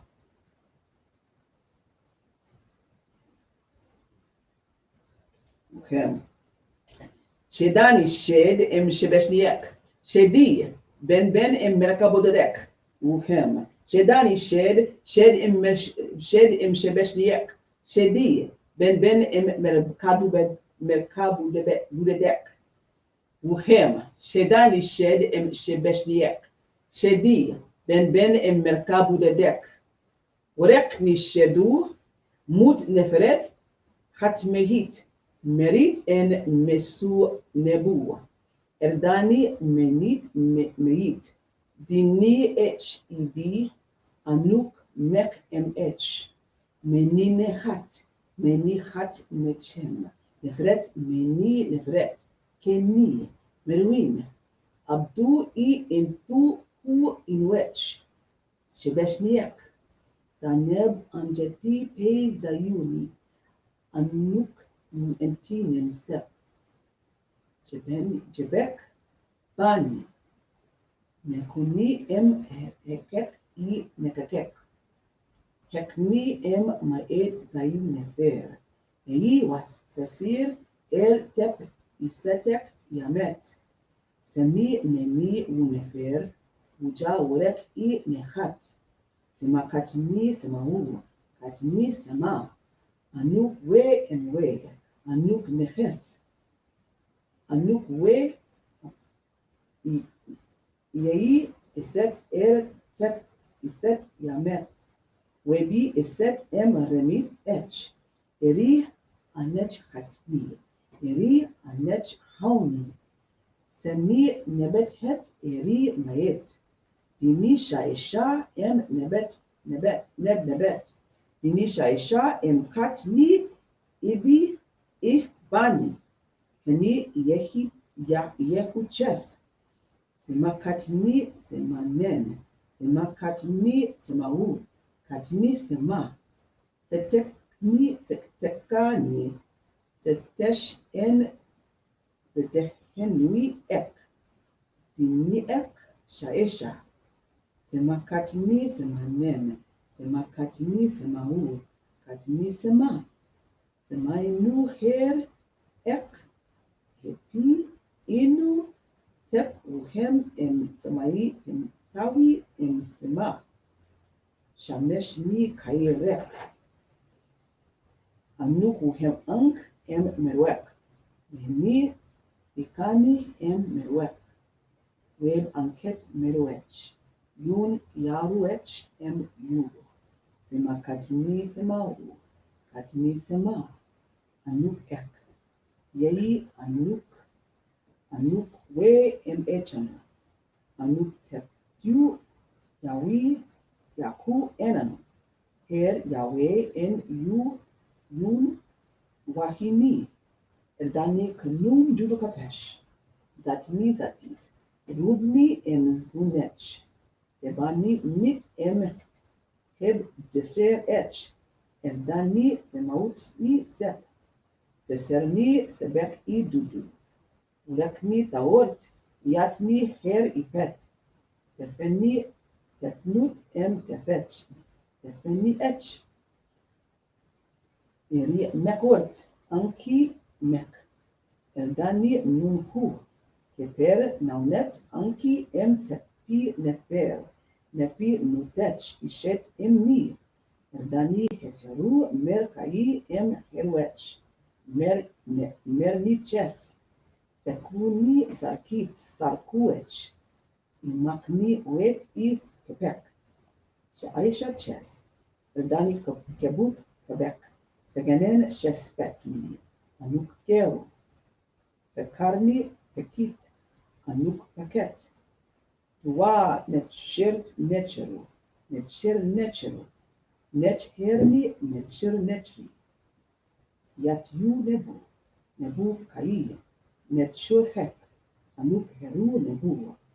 Yatni anuk tepi yawi yaku enanu. Eldani em bukai. Jani hauni nutni tachenu. Eldanu embukai.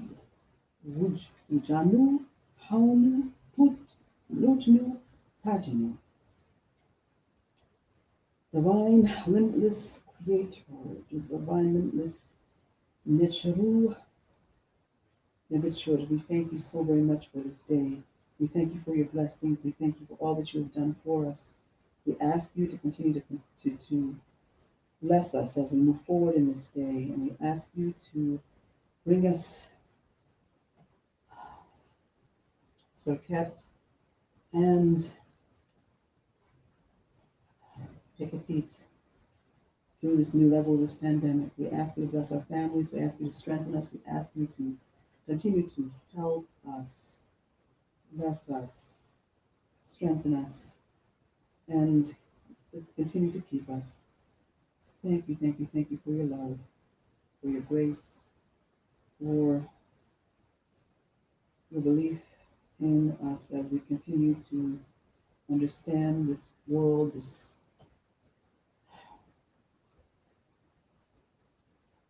for all who would bring harm to us as we live innocently. For those of us who mean well, we ask you to continue to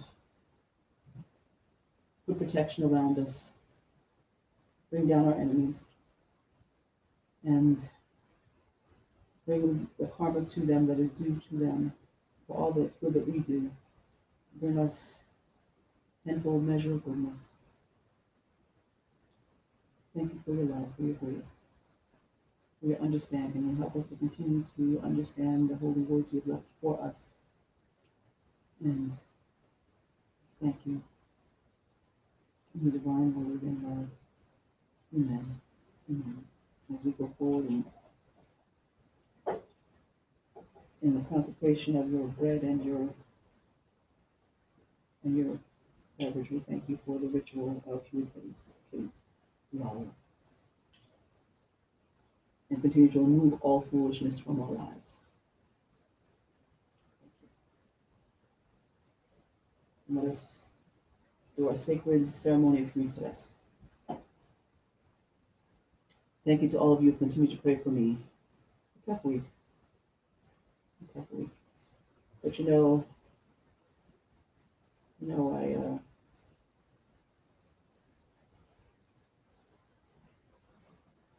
listen, I continue to move forward in the work of introspection. It's a lot of work. It's a lot of work. I just one day, and thank you for all of you who felt me. The one day where I just listened, I had just one hour of therapy where I just cried. I'm a wonderful therapist, I really do. And it was on that day where people they just felt me and just reached out to me. Those who were really in my inner circle and just really just tied into me. Thank you. My Imakhu, are you okay today? I was really not okay that day. I was really not okay. But healing is it's work. It's work. It's work. And I know that. I don't pretend that it's going to be every day. It's going to be like la la. It's not. Because as you continue to look at why, the whole thing of the examining of the why. Why are you the way that you are? Why did you make the choices that you made in your life? What shaped you? You know, dealing with the whole thing of why is your family the way it is? Why did you put up with the things that you did in your family? Especially when you're like the nice, polite one. And then also if you're the one that's the keeper of the family secrets, and you learn how to become very good at keeping the family secrets. And then also if you're the one that if you're the scapegoat. How many of you? I bet there's a bunch of you out there. You're like the good girl. You're the goody two shoes, and then you pick mates that are like the bad person, that they seek out the goody two shoes, and then they dump all your stuff on you. Then they go around and they tell people that you're the bad person because you learned how to be the goody two shoes that takes the blame. And then you're like, what? And then you find out that they've said all these bad things about you that are complete utter lies. The people who know you, they know that they're lies, but the people who don't know you, they believe all the lies from the person that pretends that they're the innocent person. But that's how they got you, because they pretended that they're innocent because they told you a bunch of half truths. And then you find out later that there were a bunch of lies, but then they go on to tell a whole bunch of other people lies about you, right? I mean, but then you have to deal with all the stuff. Then you have to deal with all the stuff about why did you set yourself up to be the scapegoat.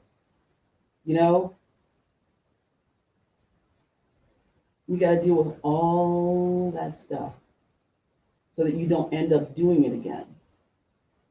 It's a lot of work. It's a whole lot of work, especially when you know that you're a nice person. And then people have gone to such lengths to make themselves seem so innocent and to make you seem like you're absolutely crazy. And you know that you did all this stuff to help them. You went out of your way to help them. And then you look back and you realize you were so stupid. Wow. And now you're healing from all the stuff they did to hurt you. I mean, wound you. Really wound you. They've moved on to their next set of victims. And now you've got more wounds to heal from. You've got a lifetime of wounds from people that you've helped. And now, now you're at the place where you really realize you can't do this anymore.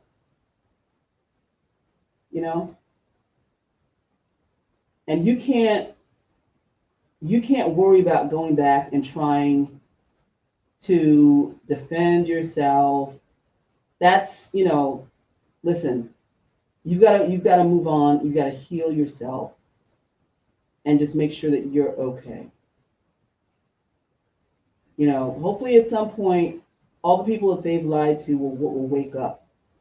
That's not my job to try to fix that. All I can do is just continue to live my life with integrity. And all the people who really know me know, okay? That's all I can do. The truth will reveal itself. That's all I can do. And for all of you who know people, the thing is, good people, we know each other. And a bunch of us have. You'd be so surprised. All the people who have the same story. You know, it's a shame. People who've been just walked over, stabbed in the back, and just. But it's gonna be okay. The main thing is to just keep on working on yourself, and to continue to be around good people. You know,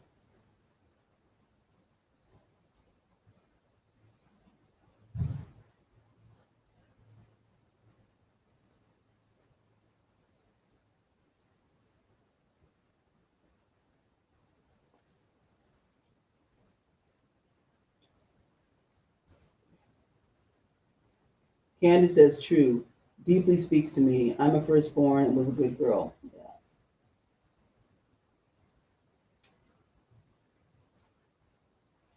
This is the exact situation I'm dealing with spiritually. I'm sorry to hear that. Yeah.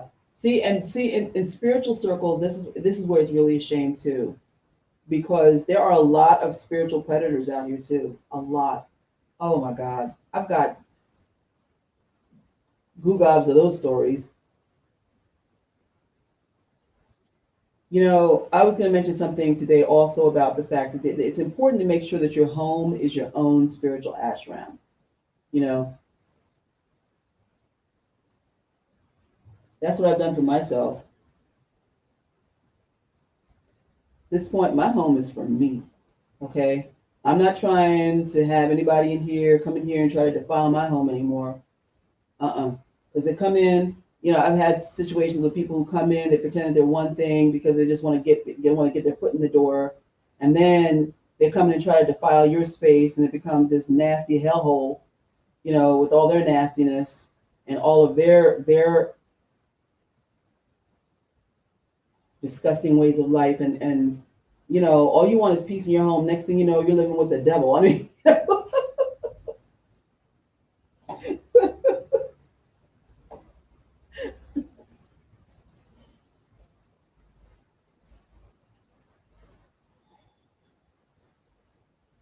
Make sure your home is a peaceful, beautiful place that you feel is your sanctuary of safety.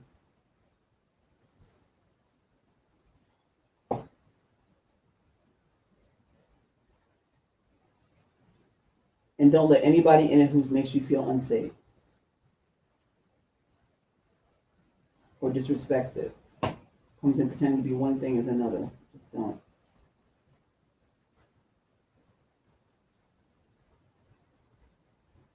The sacred supper of Huit Kadest, known today as Eucharist, was created in ancient Kemet.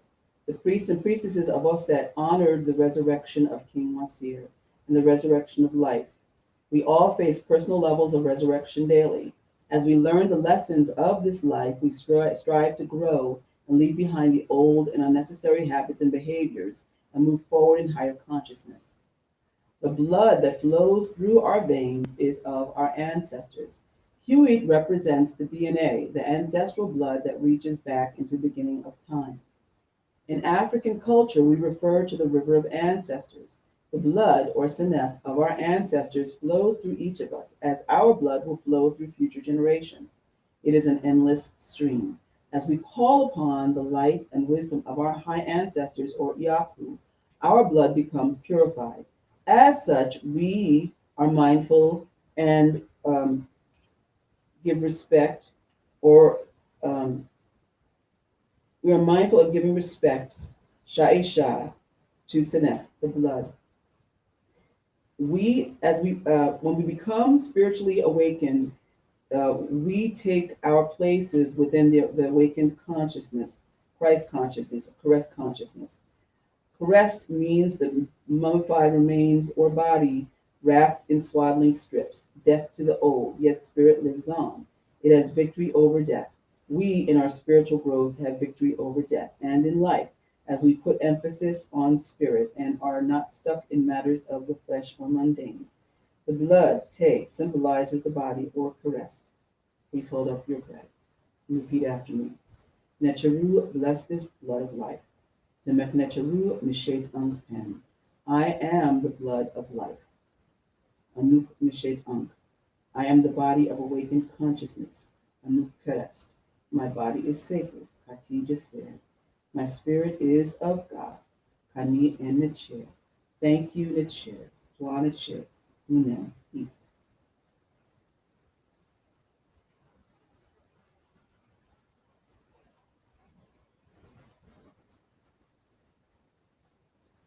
Please hold up your cup. Repeat after me. Necharu, bless this blood of life. Semek Necharu. Senef Ankpen. My blood flows from the river of ancestors. Senefi Sefsef Ni Im Imakhu. Webi, purify me. Thank you, Nichir. Twa Nichir. Baba. Drink.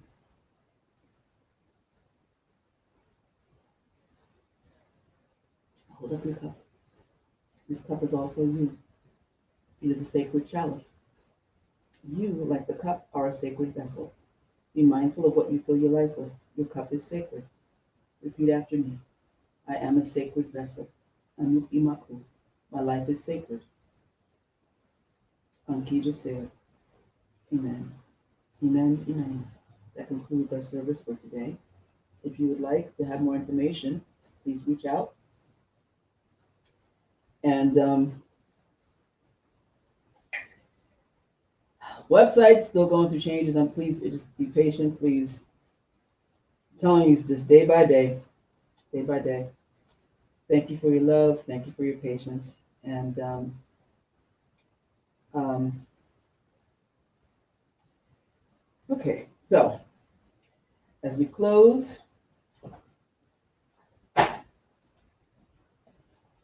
benediction.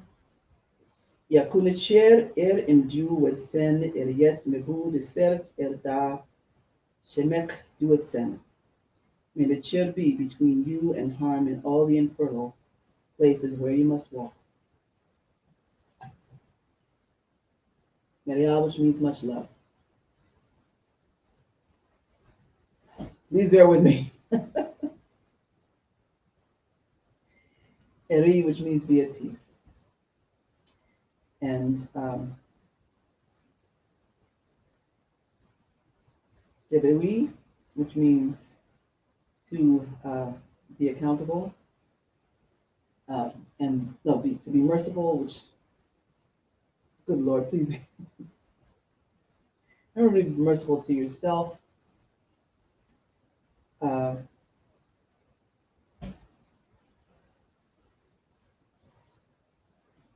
oh my God. Have a blessed day, y'all.